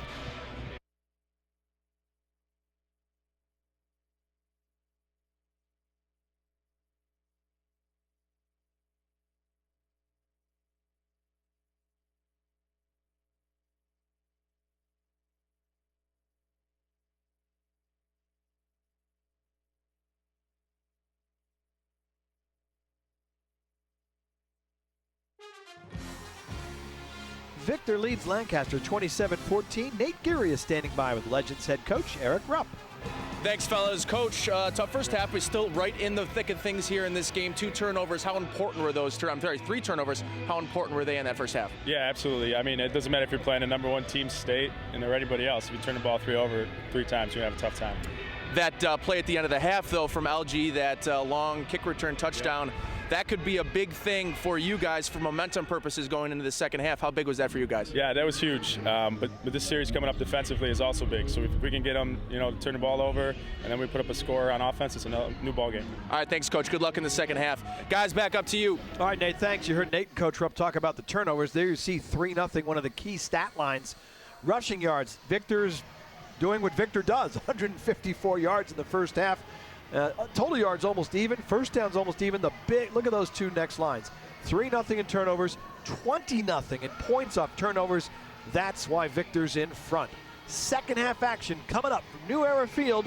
One team on its way to the state semifinals on Time Warner Cable Sports Channel.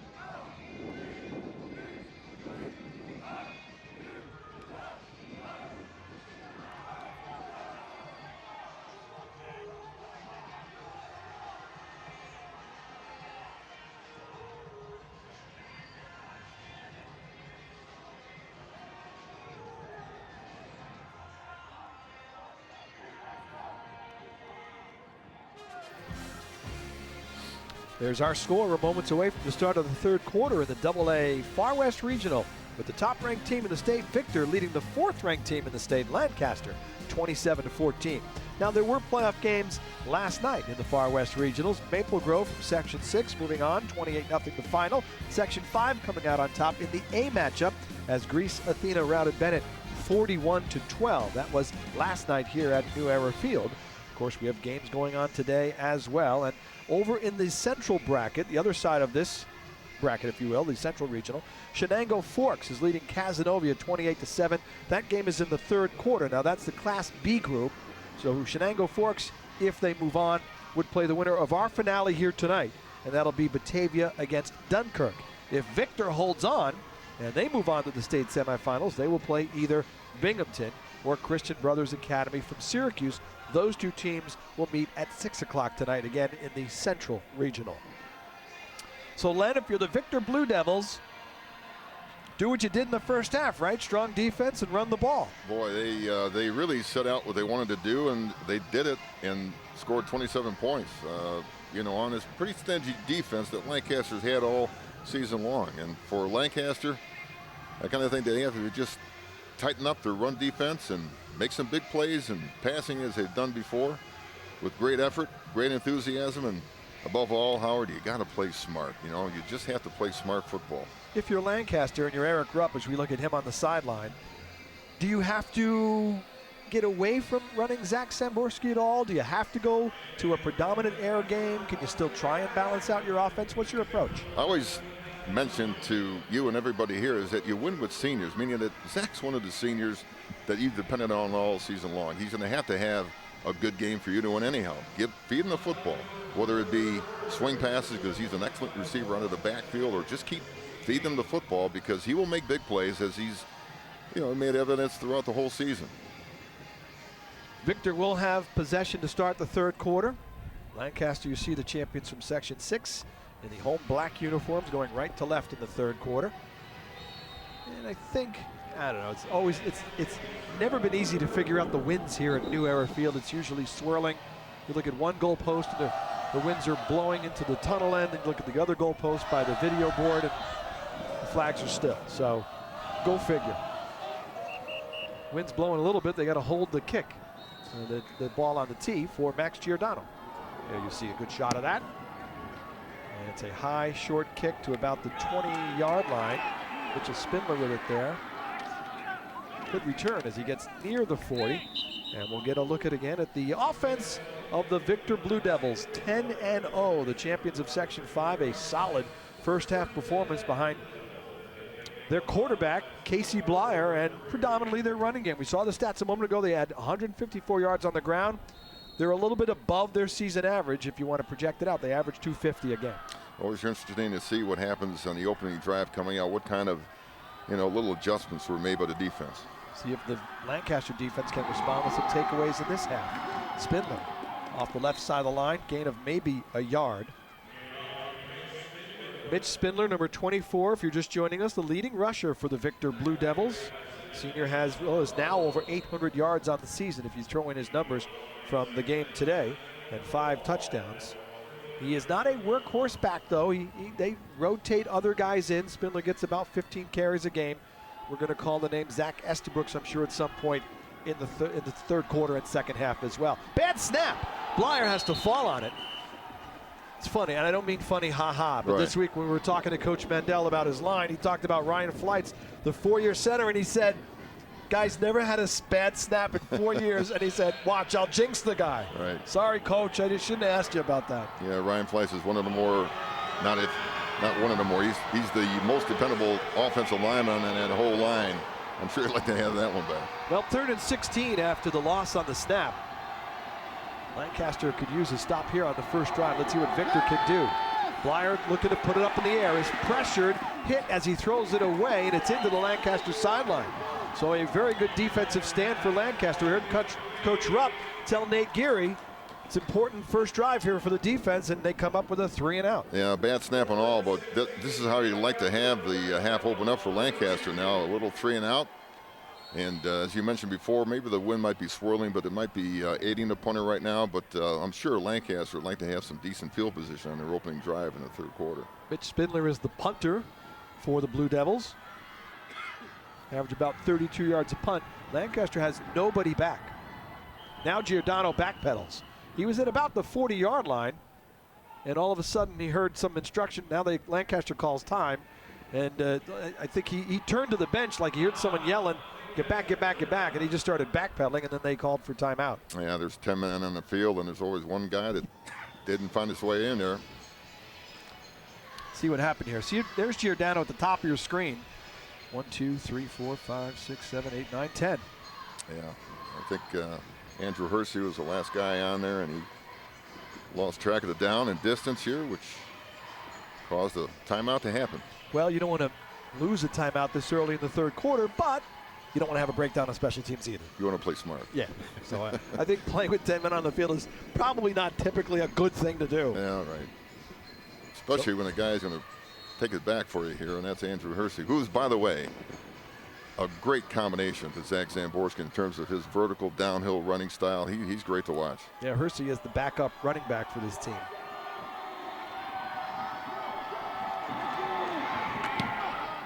Punt from Spindler.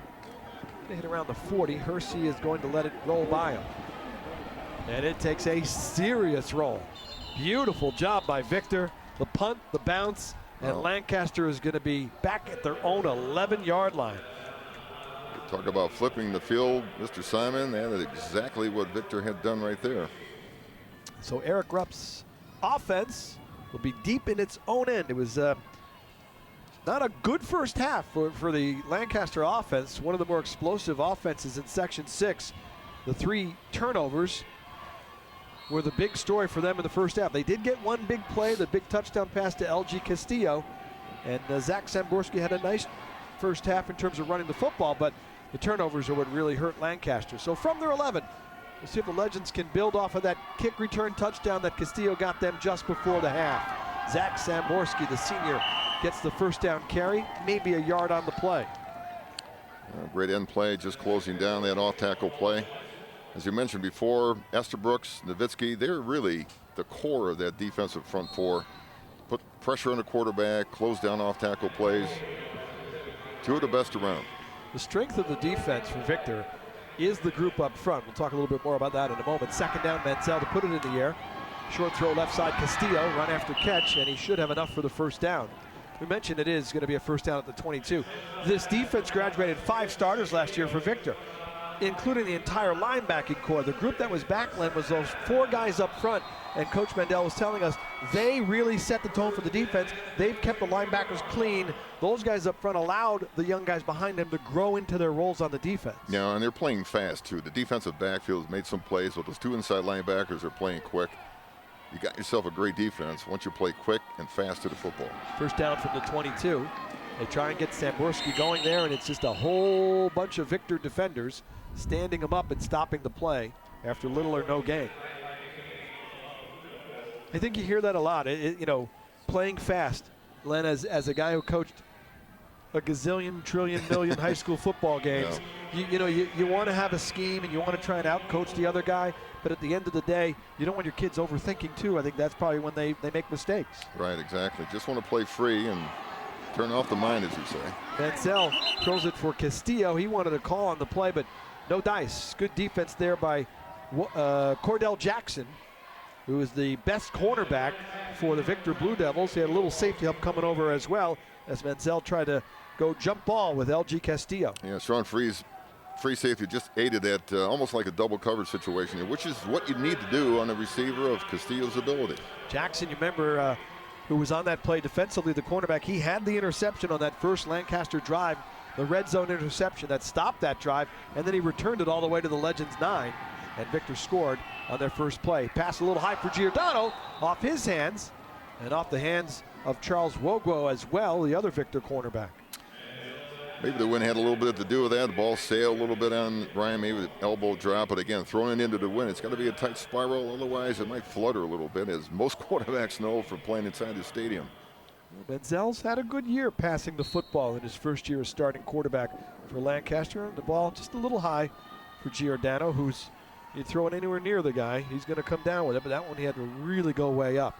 4th down and 9, Castillo goes into the backfield. He'll take the snap and boot it away. Nobody back for Lancaster, or for, Victor, but they don't get the roll. Lancaster didn't get the bounce that Victor got for sure, and it's going to be Victor ball at their 49-yard line. Yeah, still great field position for Victor, and it's kind of tough to make that ball roll it against the wind, as you mentioned before. As we're looking at the field, the wind blows towards the tunnel entrance. Those prevailing westerly winds coming off the lake here, and it's made an advantage for Victor now in terms of that punt being launched by Castillo. The Blue Devils 10-0, both teams 10-0 coming into the game today.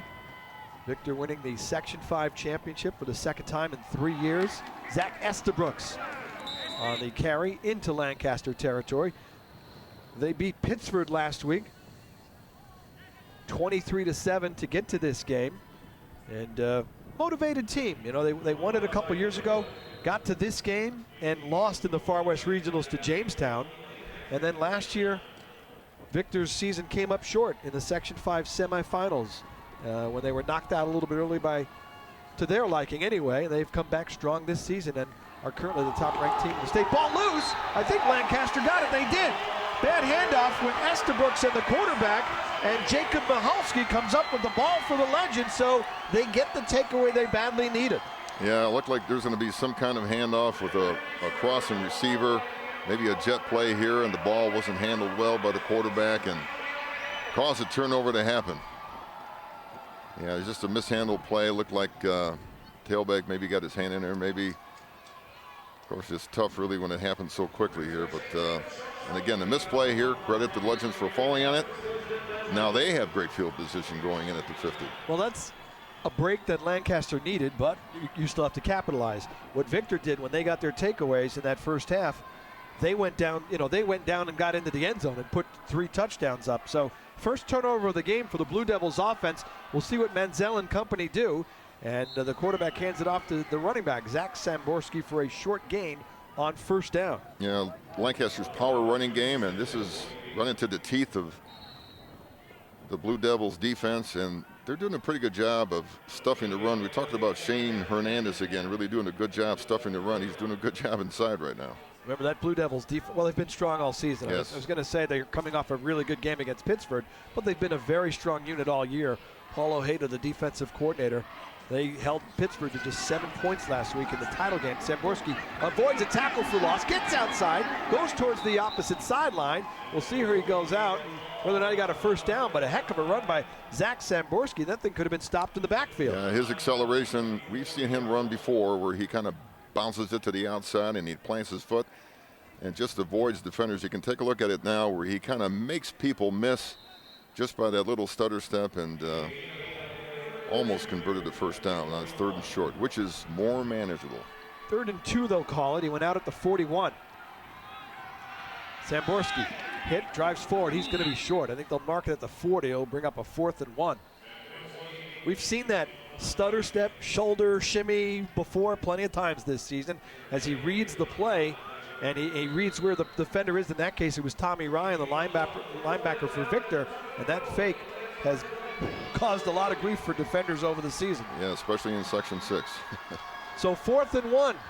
Big yard here for the Legends. Mansell sprinting around, getting the play relayed to his teammates on offense.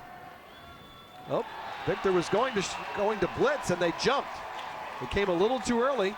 Maybe Mansell did something to throw him off there a little bit with inflections, what have you, and it looked like Victor jumped. We'll wait and see. Dead ball, encroachment, defense. That's a first down. So instead of 4th and 1, 1st and 10 after they move it 5 yards. Look, from this point, it might have been just an intended inflection where you're trying to draw people off sides, and did, a number of them. Saw, maybe he shouted. You could see, Mansell moving the head and the hands a little bit, and maybe he just kind of changed the voice a little bit. Anyway, yep. It's 5 yards, and it goes to the Victor 36. Legends try to rally back in this one, down 13 with the season on the line here. Mansell, pump fake, got him in. Giordano, he's got him. Giordano headed towards the end zone, pushed out of bounds. He is out just shy of the goal line. No, touchdown. They now call it a touchdown. Max Giordano with a 35-yard touchdown catch. And the Legends pull within 7.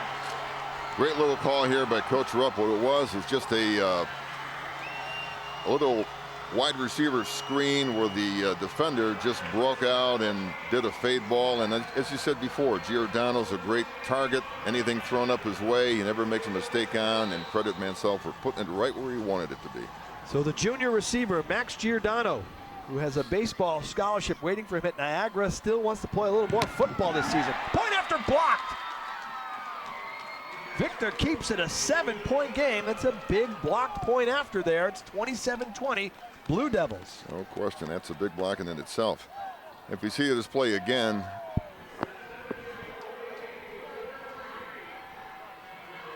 and instead it was just a wide receiver screen that turned into a long play here, a little pump fake by Mansell, and put the ball, a very good long ball thrower. And Giordano puts it away, and launches himself towards the pylon, and the Legends are making a game of this. 3 defenders trying to catch up to Max Giordano. I think Manziel has really turned into probably one of the better deep ball passers in Section 6 this season. Been very accurate with his downfield throws. Yeah, that's his 22nd touchdown pass. A lot of them were on fly patterns or just goal routes, as you mentioned right there. It just seems to put that ball with adequate touch where nobody else can catch it except that receiver. Max Giordano, who set a school record for catches this season, has his 10th touchdown reception of the season. 3 plays, 49 yards. Again, Lancaster capitalizing after the fumble by the Victor Blue Devils. So how about this? 4 turnovers today combined, and each time those turnovers have been converted into a touchdown by the other team. That category of points after turnovers is key. It's now 20-6 in favor of Victor. Giordano will kick it off. Keeps it on the ground. Taken at the 30, and, well, we'll take a knee right away.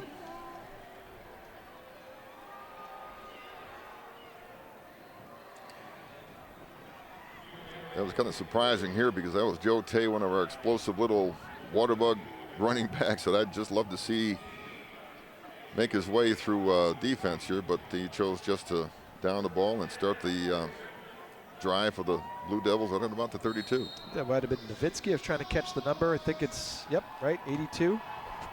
So that's Mike Nowitzki, 3-year starter, who's got a lacrosse scholarship waiting for him, coming through on the extra point block. First down carry for Spindler off the toss.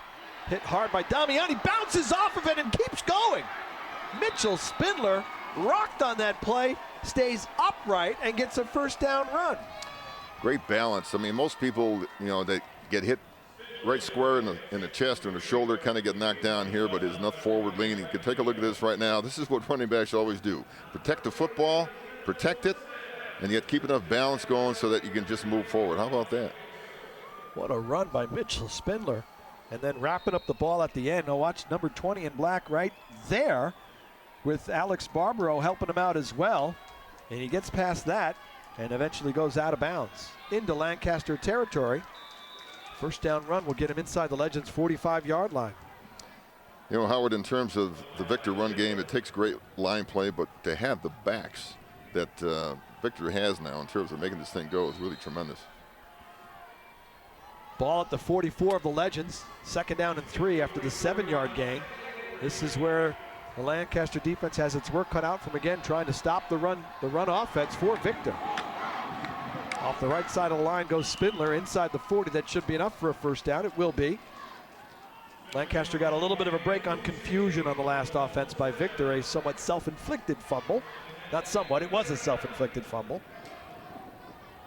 The Blue Devils are kind of an offense of habit here. You see that heavy formation. We see those 3 guys stacked at the end of the formation here. They utilize that a lot. And why not? It's given them touchdowns before and first downs. See if the Blue Devils can answer the Lancaster drive with points of their own. Inside the 40, trying to drive forward, and nothing there but a host of black jerseys for Zach Estabrooks. It'll bring up 2nd down. Maybe a slight loss. They'll back it up maybe a half a yard. We said Victor coming into the game 10-0, so the Blue Devils, they've been to the state. This would not be the first trip to the state semifinals in program history. They've been there once before, lost to Corning. They've never made it to a state championship. But Len, as you know, the team coming out of the top classification, AA, at Section 5, Section 6, has a very strong history of getting to and then winning the state championship. Ball comes out on 2nd down. Lancaster sideline says it's their ball, but we'll see what happens in the pile. Officials timeout. And I assume it's Victor ball since I have seen no other indication. Yeah, I believe they'll retain possession here. So it will be Victor football facing a 3rd down and 10. The Blue Devils, again, are section champions 2 out of the last 3 years, so they've built up some momentum. They're always a threat from their section, and we talked about their schedule. They are being tested every single week, Howard, in that schedule. It's just a gauntlet of teams that they're facing throughout the season.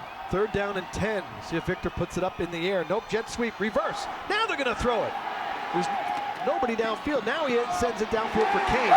Didn't really have much of a choice there in terms of receivers. It was kind of a slow developing pattern, and the only guy out there was Mitchell Kane. It was well defended by Lancaster. Right, he faked the give to him, and he continued on the wheel route on the outside, but it was well defended by the cornerback and safety. He was almost double covered there. So a little trickery there and some creativity from the Victor Blue Devils, but Lancaster able to defend it well, and you'll see Kane, he had two guys over there. Jaroslawski was over there, Backer was over there, so very nicely done for Lancaster. But it is 4th and 10. So we'll see what Victor does here from just inside the Legends 40. And they'll go kick it away. Spindler, who is their punter, in addition to running back. Nice job inside the 10. Perfectly placed down at the 1. What a job by Mitchell Spindler and the special teams. Just like your 7-iron, huh? No, went a little further than my 7-iron. Extremely well executed. All right, Len, nothing like the old drive start at the 1 that'll test your mettle as an offensive play caller. It might be even inside the 1 right now, so now you got to be making sure that the handoffs are critical here. You don't want to have any wide plays, so that penetration might cause a So is this where safety. Ryan Manziel gets on the back of the center, Mason Mastrangelo, and says, push, big fella. This is where your offensive line cut down and splits a little bit and stop the run through blitzes and get the ball out of that end zone. He said it's inside the 1. It's right up there on the goal lane. They'll give to Samborski, and he'll drive forward for a little bit of breathing room. Trevor Wilson, Jacob Kalo, Mason Mastrangelo, David Gotcha, Jacob Luderman, the 5 up front, the offensive linemen for the Lancaster Legends. And they got their work cut out for them here. You know, if you want to be a gambling man, how about a little play action pass from deep in your end zone where you have single coverage? Really? Wow. How about this? You're good, coach. They find Castillo, but it's picked off. He throws into double coverage, and Cordell Jackson has his 2nd interception of the game for the Victor Blue Devils. Well, we suggested it, but the execution wasn't there. But credit the Blue Devils for good coverage, and now they're back into scoring territory now inside their 40. Inside Lancaster's 40, rather. 4th takeaway of the day. Into double coverage, and Cordell Jackson just waiting for that ball to come down. Played it extremely well. That's the best cornerback for the Victor Blue Devils, and he came up with a big play. Yeah, underclassmen, 10th grader, doing some great work today in the defensive secondary. Interception number 7 on the season for Jackson. Blyer had a receiver open left side, and he didn't throw it. Instead, he goes for the end zone for Russell. He had Kane on the far side. Kane was open. And I thought Blyer was looking there, but he didn't throw it, and then he tried Russell on the opposite side. Yeah, kind of a slow developing little stop and go pattern here that really the stop pattern just took too much time, and the defensive people recovered, and that's what happened here. Just to finish the story real quick on Cordell Jackson, who had that pick. He had the interception last week to seal the game, end the game against Pittsford, and he had a couple big interceptions in week 1 as we see the turnovers. In week 1 in that big win they had over Aquinas to start the season. Blyer on the handoff. Good running room that time for Victor as they approach the Lancaster 30-yard line. And I believe that's Estabrooks coming out of the pile. Yep, number 21. So 4 big takeaways. Well, you know, we sat here a week ago, Len, talking about the Lancaster defense and the big takeaways they got in their win over Orchard Park, and the tables have been turned against them by Victor today. Yeah, it's not only the takeaways too, but the yardage after the takeaway, the yardage after the catch, the first one inside the 5, those are critical. 3rd down and 3. Spindler right up the middle, 1st down yardage, still going inside the 20, still going down towards the 10-yard line as he runs over Lancaster tacklers. Boy, if that one's on replay, you can tell how that guy was not going to be denied right now with that run. The knees were high, the ball was secured. He could care less who's in front of him. He just wanted to get to the end zone. That's the kind of run that produces touchdowns. He was on a mission. Mitchell Spindler running hard right through the middle of the Lancaster defense. 1st down at the 11. Spindler cuts outside, inside the 10, at the 5, and he's inside the 5-yard line. Yeah, one tackle doesn't do it. He's making people miss. Not the biggest guy in the world, 5'10", 175, but he's a tough guy to bring down. I think when you're moving at the velocity that he's moving, a speeding bullet kind of makes an impact here. But again, he's running behind that offensive line that had done it with confidence for the whole year, Howard. And this is what they do. This is their ID. This is their MO. This is what they do to win football games. Now they go with the I formation. Zach Estabrook's in the game. He gets the carry. Behind the left side of the line, he is stacked up. Now they can get a 1st and goal. They've got to get to the 2-yard line. We'll wait and see where they spot it. I think he's going to be short by about a yard. I think they're going to put it at the 3. Yep, so we'll bring up a 3rd down and 1.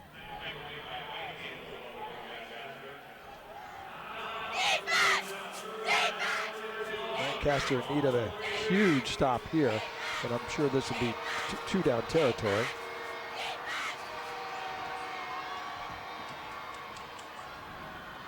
See if they go with Estabrooks again. They will. And he steps into the end zone. Touchdown, Victor! The Blue Devils make it look easy as the running back goes in standing up. And they answer. Lancaster get the ball back and go back up by 13. Offensive line is kind of making the defensive weary a little bit. You can tell in that series, Howard, and they're gaining some confidence and momentum. Boy, Len, I'm telling you, Eric Rupp, if the Legends don't win this game, those coaches are going to be thinking about those turnovers. 4 takeaways today by Victor, 4 touchdowns off of those takeaways. Well, I've been where he is. You really can't second guess. You just have to move on and focus on the task at hand. But you're right. But, I mean, give Victor credit. I mean, they're no making question. the plays. No They're question. taking the ball away, and then they are, off the left upright. The extra point, 3rd extra point missed today by the Blue Devils, so it stays a 13-point advantage. Yeah, give Victor credit. A, you're getting the ball away, and then B, you're finishing off those chances with touchdowns, and this one from Zach Estabrooks. That last drive by the Blue Devils was so critical because you converted that thing and just made it run.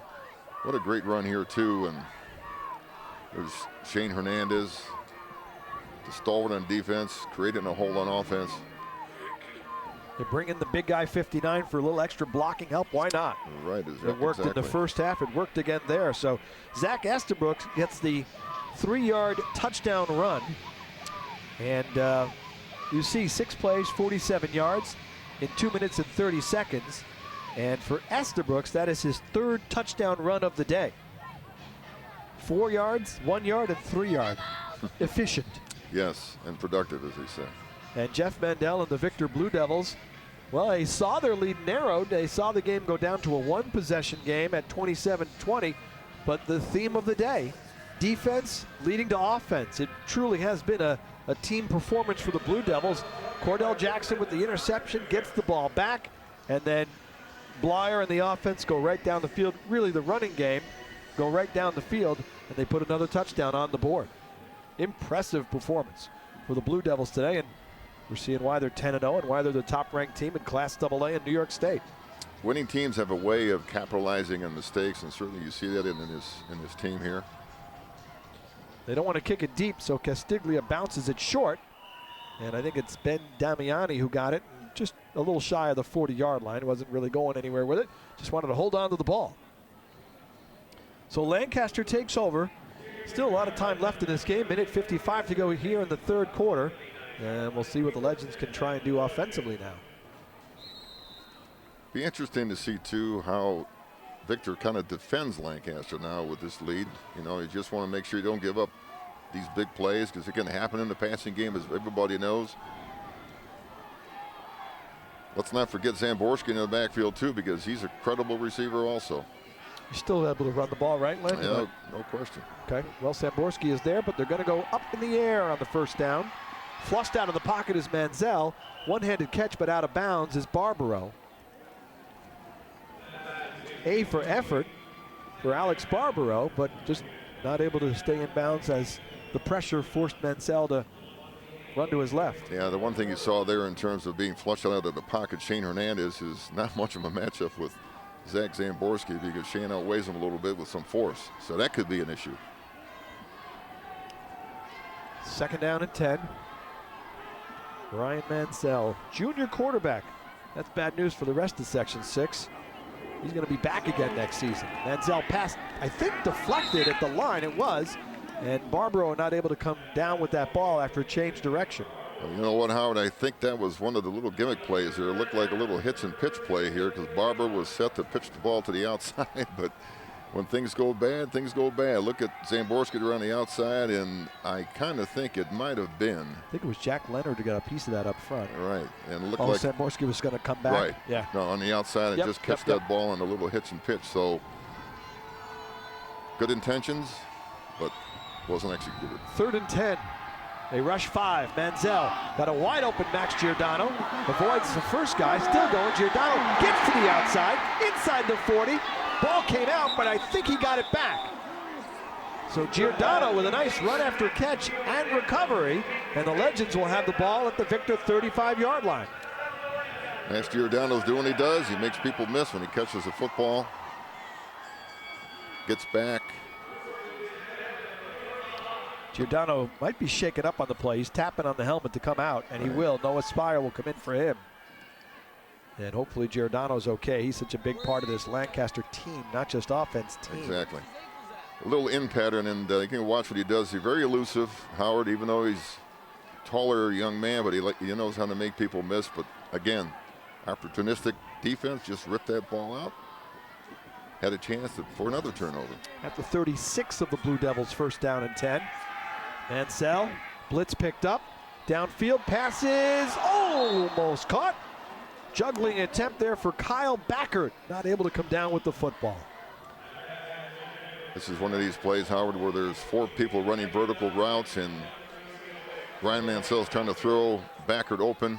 If we can catch it at the end, just a little hand maybe caused that ball not to be recepted by Backert here, but 4 vertical pattern that the Bills use quite a bit.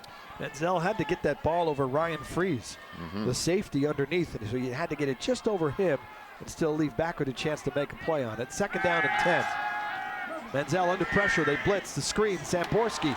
He's got some room, Samborski across the 30, dragged down a little shy of the 1st down, maybe a couple yards shy of the 1st down as we get under a minute to go in the 3rd.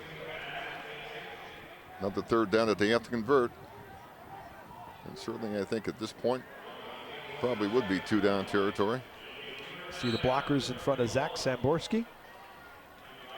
Good job by Jacob Kalo, the left guard, who was out there leading the way. And it's going to be about 2 yards short. 3rd and short 2 or a 3rd and a long 1, whichever way you'd like to look at it. Give it to number 2. That's a good idea. They're trying to rip that ball out of him. Samborski able to hold on and get the 1st down to the 25-yard line.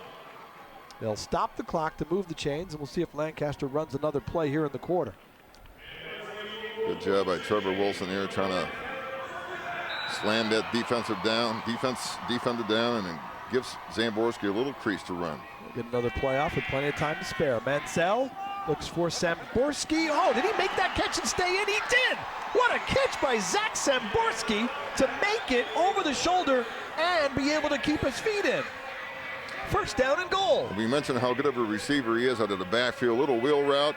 You know, you only need 1 foot in there, and of course he. I think he got both. I think he put both of his toes in there. Yep. Well, I think he did. Might have. Anyway, so. First one was in, I think. Anyway. Maybe the right one didn't come in. 1st down, and now Victor has to play tough inside his own 10. 1st down and goal with 7 seconds to go here in the 3rd. Give it to number 2. To the left side, inside the 5, towards the end zone, touchdown, Zach Samborski. And the Legends creep a little closer, 33-26 with 2 seconds left in the quarter. Great drive by Lancaster, converting, big plays, utilizing backs, receivers. And Howard, that's how Lancaster has been, a combination of run, throw, opportunistic throws, and you know, that's their MO, that's their idea. They're more of a combination run through rather than being heavily laden run, almost like the Blue Devils are. Well, you know what, Len, we see the signs from both teams of why these teams are both champions. Right. Because Victor has been just tremendous today, but that's an answer for Lancaster. Giordano with the extra point attempt, and it's good. It's 33-27. You're Lancaster, you're playing from behind. Interception, Victor comes down, they get a touchdown. How do you answer it? You answer it with this touchdown drive. And you really answer it with your own identity. And what it is, it's throws to, Giordano. It's runs by Zamborski. It's plays by Mansell, and that's just what happened in this last drive. It's weird, Len. If you look at this game and it feels like Victor has been firmly in control, right? And you look at the scoreboard and go, it's a 6-point game, and there's still a quarter left. So it's the strangest 6-point deficit I think I've seen in a while. You know what it is, too? For people watching this game, too, it's kind of like you're looking for a hiccup. You're looking for a little turnover, looking for a little change of possession that really changes the whole flavor of the football game because the score is so close, and it's razor thin in terms of what happens here on the turnover. Whoa, now it makes a short field. So 2 teams coming in here 10-0. What would you expect except what you're getting now? Tremendous. Now remember, Victor's had a 14-point lead twice and a 13-point lead once. Right. But they look like that's what I'm saying. It feels like they've been in control all game long, but they've just never been able to put Lancaster away, to the credit of the Legends for continuing to fight back in this game. I think that's to the detriment of a team that runs the ball well. It looks like they have a great advantage in terms of time of possession, but look at the scoreboard. That's what really counts, not the time of possession. So 33-27, this is setting up for a great fourth quarter. Max Giordano to kick it off for the Legends.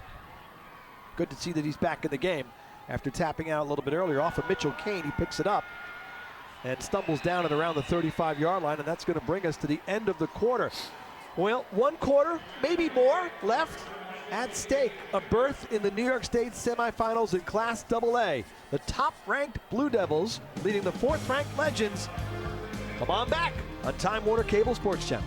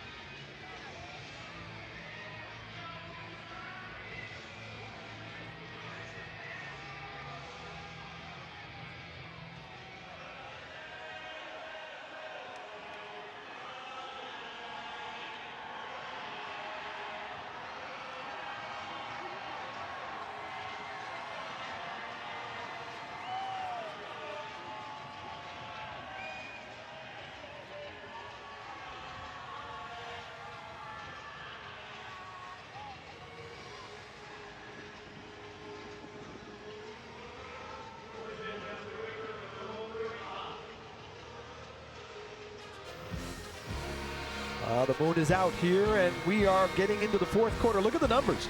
216 rushing, big edge there. Big passing edge for Lancaster. We're not really surprised. First down's pretty even. Time of possession, slight edge to the Blue Devils, who have a first down carry from their 35 as we start the fourth quarter, and Mitchell Spindler gets it across the 40. Howard Simon, Len Jankowicz, Nate Geary here. We're really excited you've joined us and stayed with us for this tremendous game in AA. It's funny, we were just talking in the break. A few hours ago, Len and I are sitting here, we're watching the C game, and we're downright jealous. We're telling Dave Miller and Mark Collins, man, you guys had a great game. I mean, it was 40-38. Bishop Kearney was down. They came back to win. Just a tremendous game. We're thinking, man, I hope we get something like that. Guess Voila! what? Yep, We that's right. do. Yeah, second down run. Blue Devils keeping it on the ground. So protect the football and do what you do best, run the ball. As that time clicks away, too, the pressure of what you do offensively and defensively kind of takes an edge, too. You know, and on defense, I always said, Howard, you have to, number one, you have to play smart. You got to play with great effort. And you got to play with the support of your teammates. Do your 1/11th. Don't do too much, because if you get out of your comfort zone, mistakes happen. Well, 3rd and 2. We'll see if they keep it on the ground. Do they have Blyer put the ball in the air? Casey Blyer's only attempted about 7 passes a game on the average this season. They will run it right up the middle. Lancaster trying to hold strong. We'll see where they spot it. I think it's enough for a first down. Had to get to the 45, and it looks like the Blue Devils have it. Well, they got to unfurl the pile there. I think he's past it, but that First young down. Howard, that guy finishes runs. Mitchell Spindler is just one of those guys. He might be lightning, not the thunder, but I'm telling you, he hits with a lot of thunder too. He is one tough young man here. Here you see number 24, the leading rusher this season for the Blue Devils. He's going to set up, see if he gets another carry here. Just beyond the Victor 45. Lancaster digging in, trying to come up with a stop. They won't get it there as Spindler gets him into Legends territory. Thought he was going to actually have a bigger run than that, maybe a huge run, but he was taken down. Yeah, great run there. Just an ankle tackle by Joe Andreessen, and Max Giordano was over the top, but they broke one like this earlier, Howard, for a big TD. Good tackle by Andreessen in the open field here, but you know, that's been their classic run to that heavy side of the formation where you see those people stacked up next to the tight end. They've done that quite a bit. And they'll use a stack to the right here. Spindler on a short yardage carry, needed 2. Needed to get to the 44 of the Legends, and it looks like he's got it as they get past the 44. So the run game providing the push here for Victor as they try and hang on. You know, and the key to Victor in terms of their success is the yardage they gain on first down with the runs, because it makes the playbook a lot more pliable for you, a lot more flexible, because you can do some different things. When you get off par, so to speak, and you get, you know, maybe a bad snap or whatever else, that's where they get in trouble. If they're doing this, they look methodical, they look great. Spindler is set up in the slot now. Estabrooks is in the backfield. He'll get the carry, wrapping 2 hands around that football and hold it on. Short gain there on first down. Clock goes under 9 minutes. So, I mean, Victor, they love to run the ball. You want to run the ball at the very least because you're running that clock. Just keep moving the chains and keep that clock moving if you're the Blue Devils. This time a football game, too, on defense. You like to keep fresh defensive linemen in there. Lancaster's doing a pretty good job shuffling people in and out. The 4th quarter, people get a little tired because they might be going both ways, especially some of the bigger guys. That sometimes takes a toll on production and efficiency of what you're doing. Still 10 seconds left on the play clock. Victor does snap it. He'll give to Spindler. Not much there.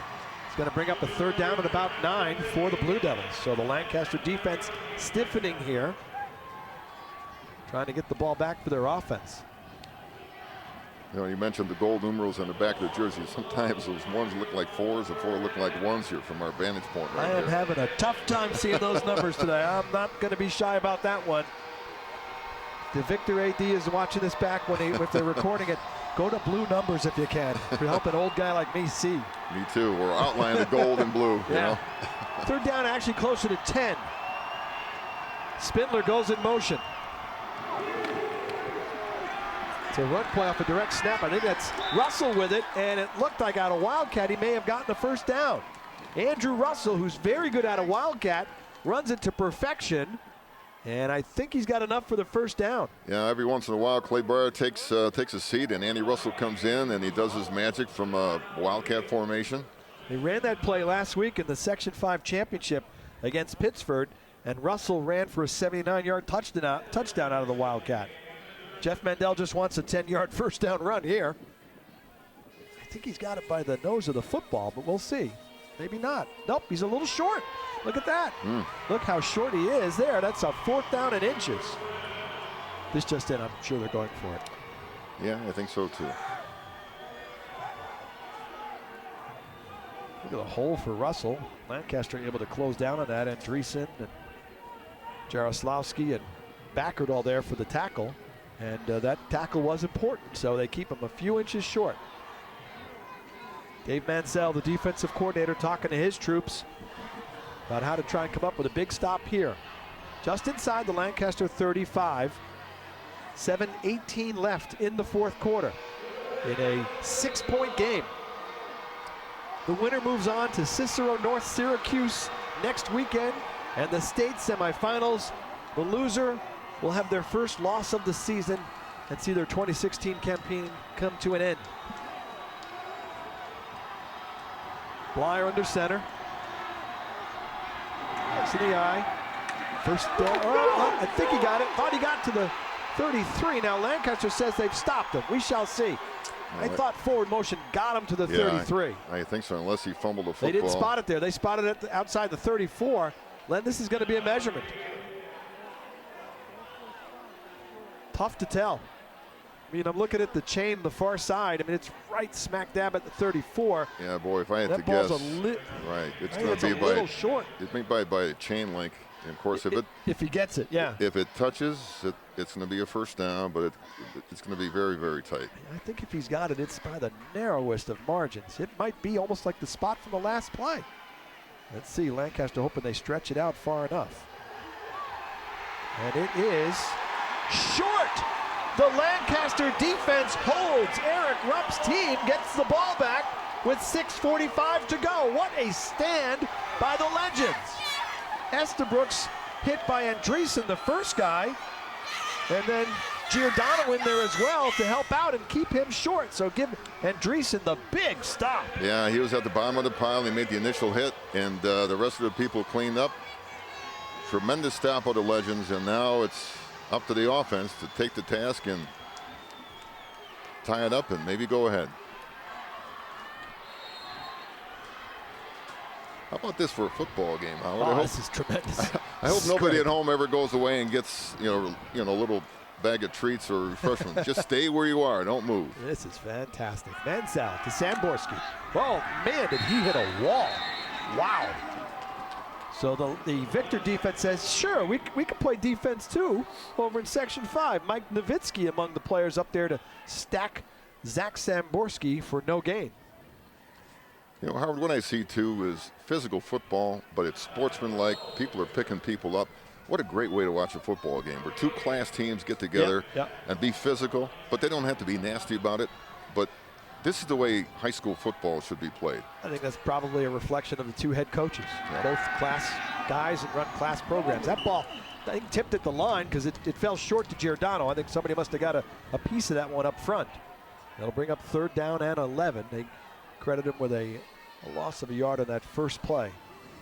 You know, I'll give credit to Coach Mandel too. I've had the pleasure of covering his team 2 years ago.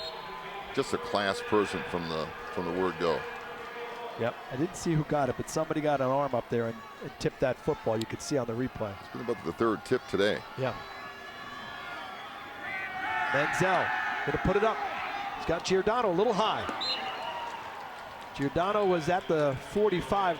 Pass was a little bit high. If that ball's a little lower, he's got it for a first down. So that'll bring up 4th down and 10. Now still a lot of time left here, so I don't know. I'm not sure that I'd necessarily go for it here. I'd think about putting it away. Giordano tried to go up as much as he could for that one. You know, the pocket pressure too has a little bit to do with how Ryan Mansell is letting that ball being launched. So credit the defense for putting a little bit of pressure when it really counts. Now Castillo can boot the ball away. He does come into the spot where he normally does for this, and he will. Oh, nice punt that time. Let's see if they get a roll. They do. Lancaster gets the bounce they were looking for. Excellent punt by LG Castillo. So now Victor gets the ball back just inside their 16.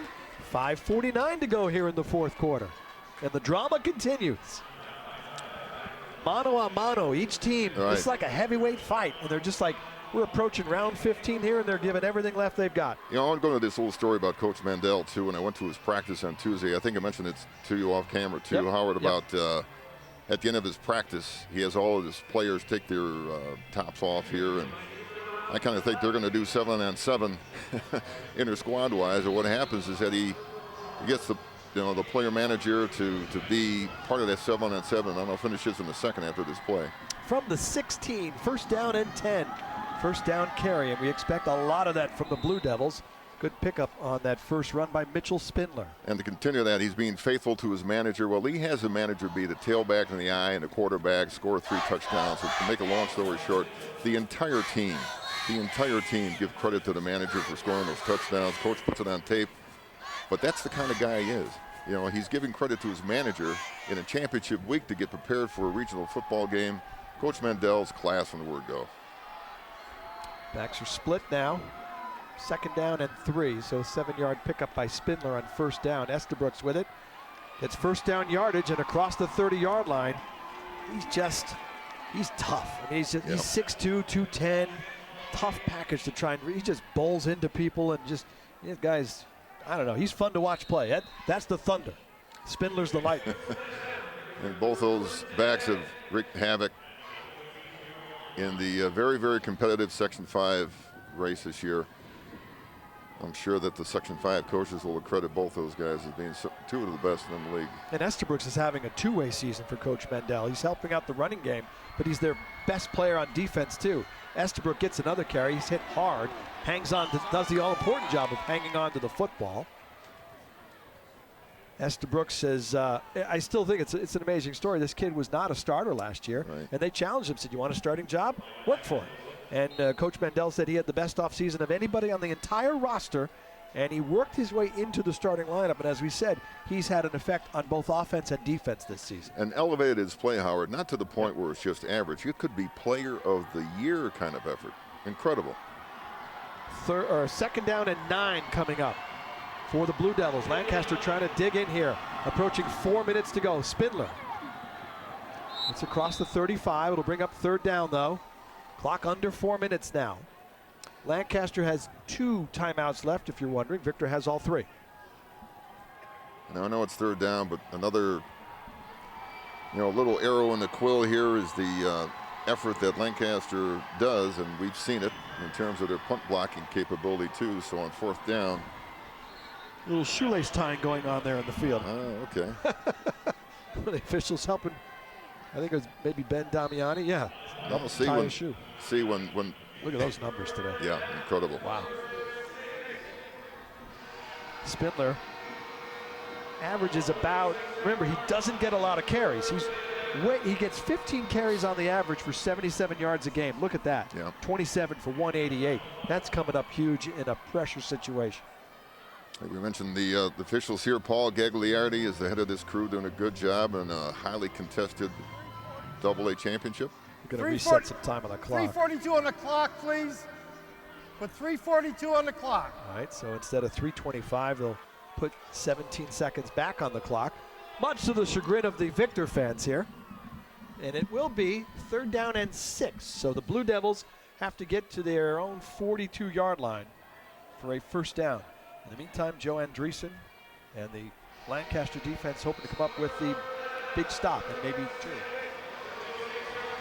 They did in the last drive, and they're faced with stopping Spindler and company again. Obviously a big down. Estabrooks is back there too, so both threats in the running game are both back there flanking the quarterback. It's an end around. Russell looking for room. He's got it. First down yardage. Andrew Russell to the far sideline around midfield. Huge first down for the Blue Devils. So they don't go to 21 or 24. They go to Andrew Russell, their leading receiver, but he's a weapon on the end around. Yeah, the jet sweep, and he has a cavalcade of people in front of him. You can tell the linemen are like 3 or 4 in front. He probably would have liked to, stayed inside, but he stepped out of bounds, and you can tell he was a little disgusted there. But what a great effort prior to that point. Right at midfield. What a big pickup for the Blue Devils. So now, 3:17 to go. Yeah, that was a big, big first down. But, we talked about it at the top. Spindler on the carry here. He gets a nice pickup on first down. This is the essence of the Victor offense. It's not just one guy. It's Spindler. It's Russell. It's Estabrooks, and we haven't even mentioned the freshman Joe Tay that much today. It's just so many weapons. If Webster is watching, if Rush Henrietta is watching, if Aquinas is watching, they're saying, "Yep, I've seen this story before." Yeah, it really is. They ran the gauntlet. Victor did through that Section 5 schedule. That opening week win, I think, opened a lot of eyes when they beat Aquinas, the defending champions, in week 1. 2nd down and 4. Estabrooks. Not much there.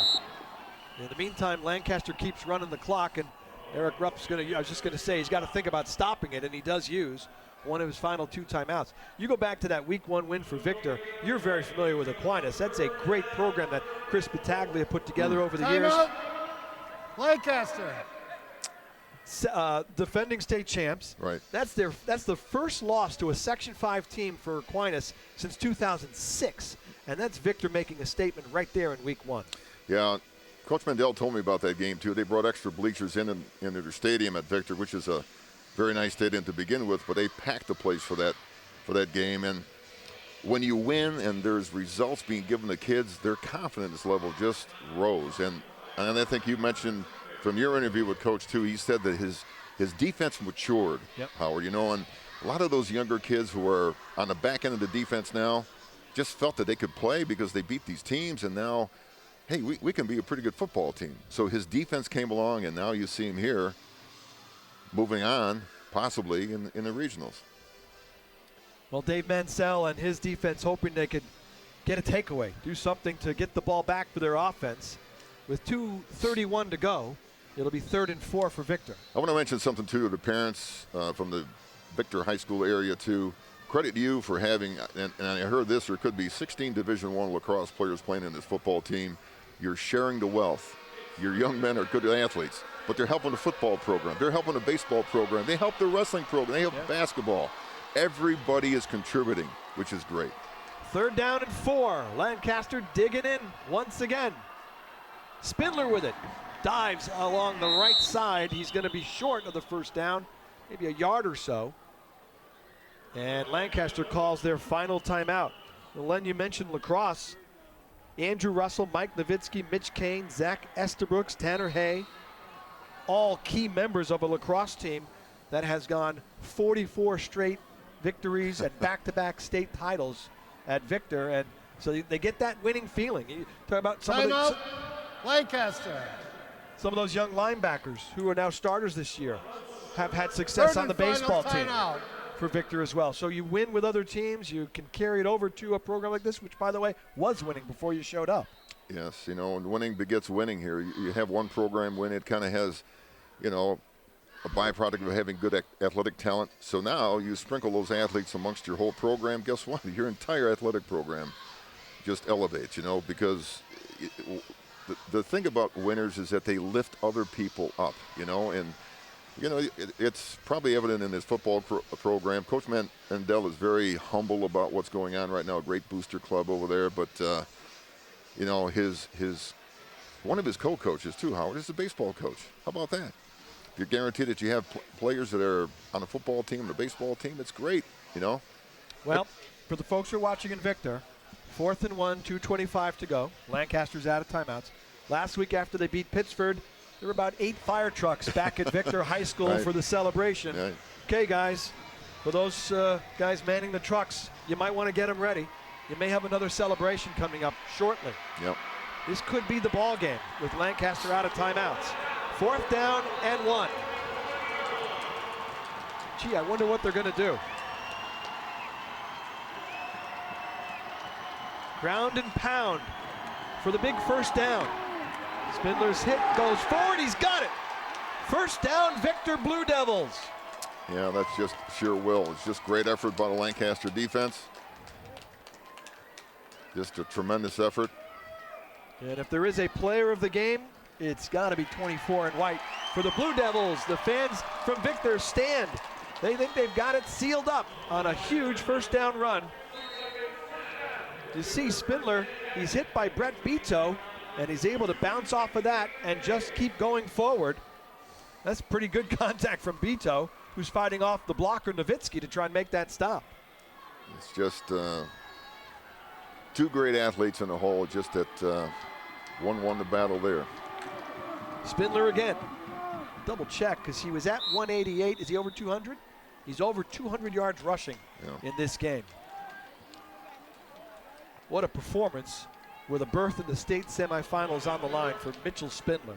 Never been accused of being smart, Howard, but if I had to pick a player of the game, it might be Mr. Spindler. Pretty easy choice. You know, it's honorable mention to the entire Victor defense.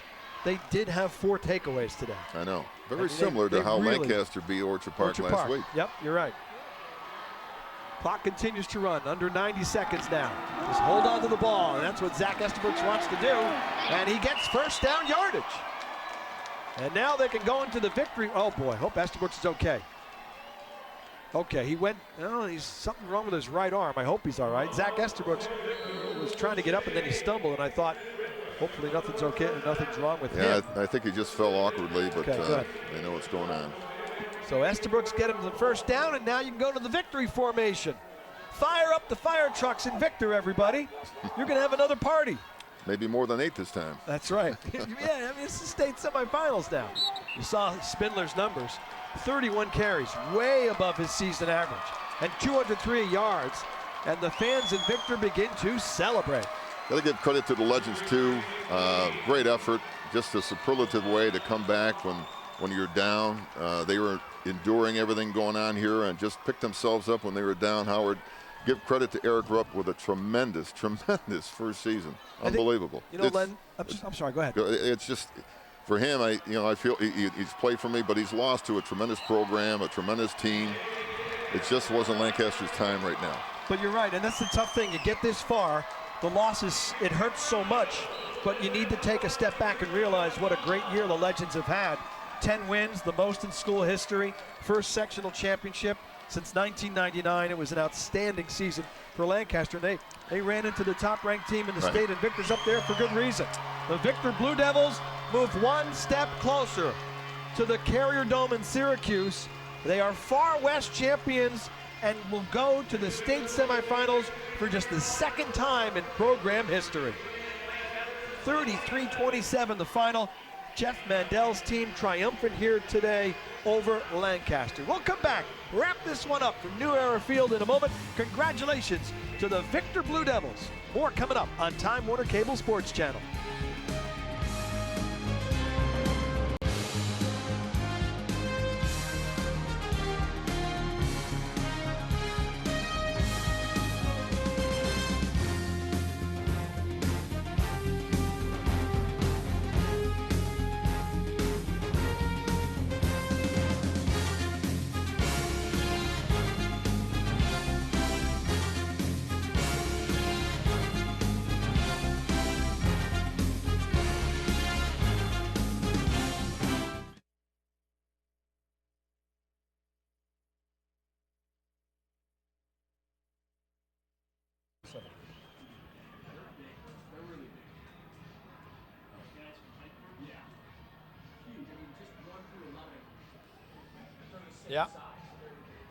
Yeah.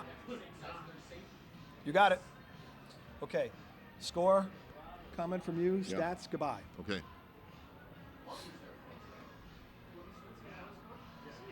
I'm just going to say they played their game. Played good defense. I'll just say, how did Victor win this game? Right.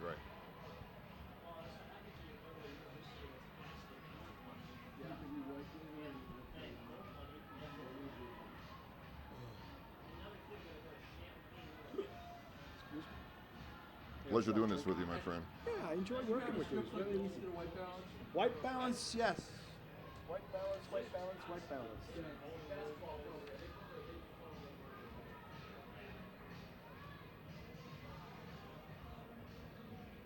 What's the Clemson score? Okay. Apologize to Rick for not catching the guy with the sunglasses. It's just 24 people. I'll tell him because he gets all worked up. That was a good telecast.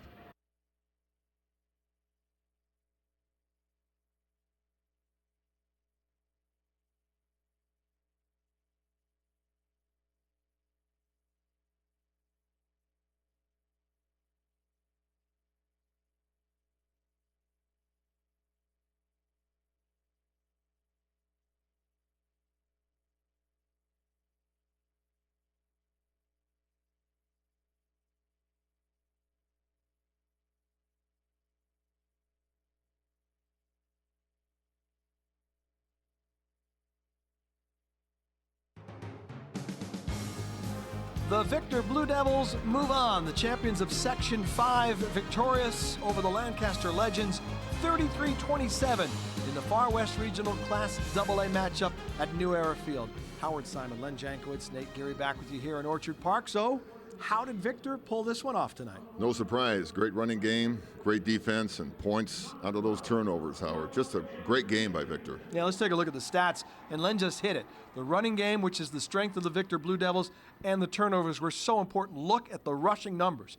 306 yards for Victor. They don't pass the ball. They didn't need to. Total yards were close. First downs close. Those next two lines, 4 takeaways by the Victor defense, and all 4 were cashed into scores by Victor, 20-7, the points off turnovers. The time of possession actually turns out to be a big edge for Victor as well. A great season for Lancaster. Congratulations to Coach Rupp and all of the Legends on a fantastic championship season in Section 6. For Victor, they move on to the state semifinals again, knocking off Lancaster 33-27. For Len and for Nate Geary and the entire Time Warner Cable Sports Channel crew, thanks for joining us. Good night from Orchard Park.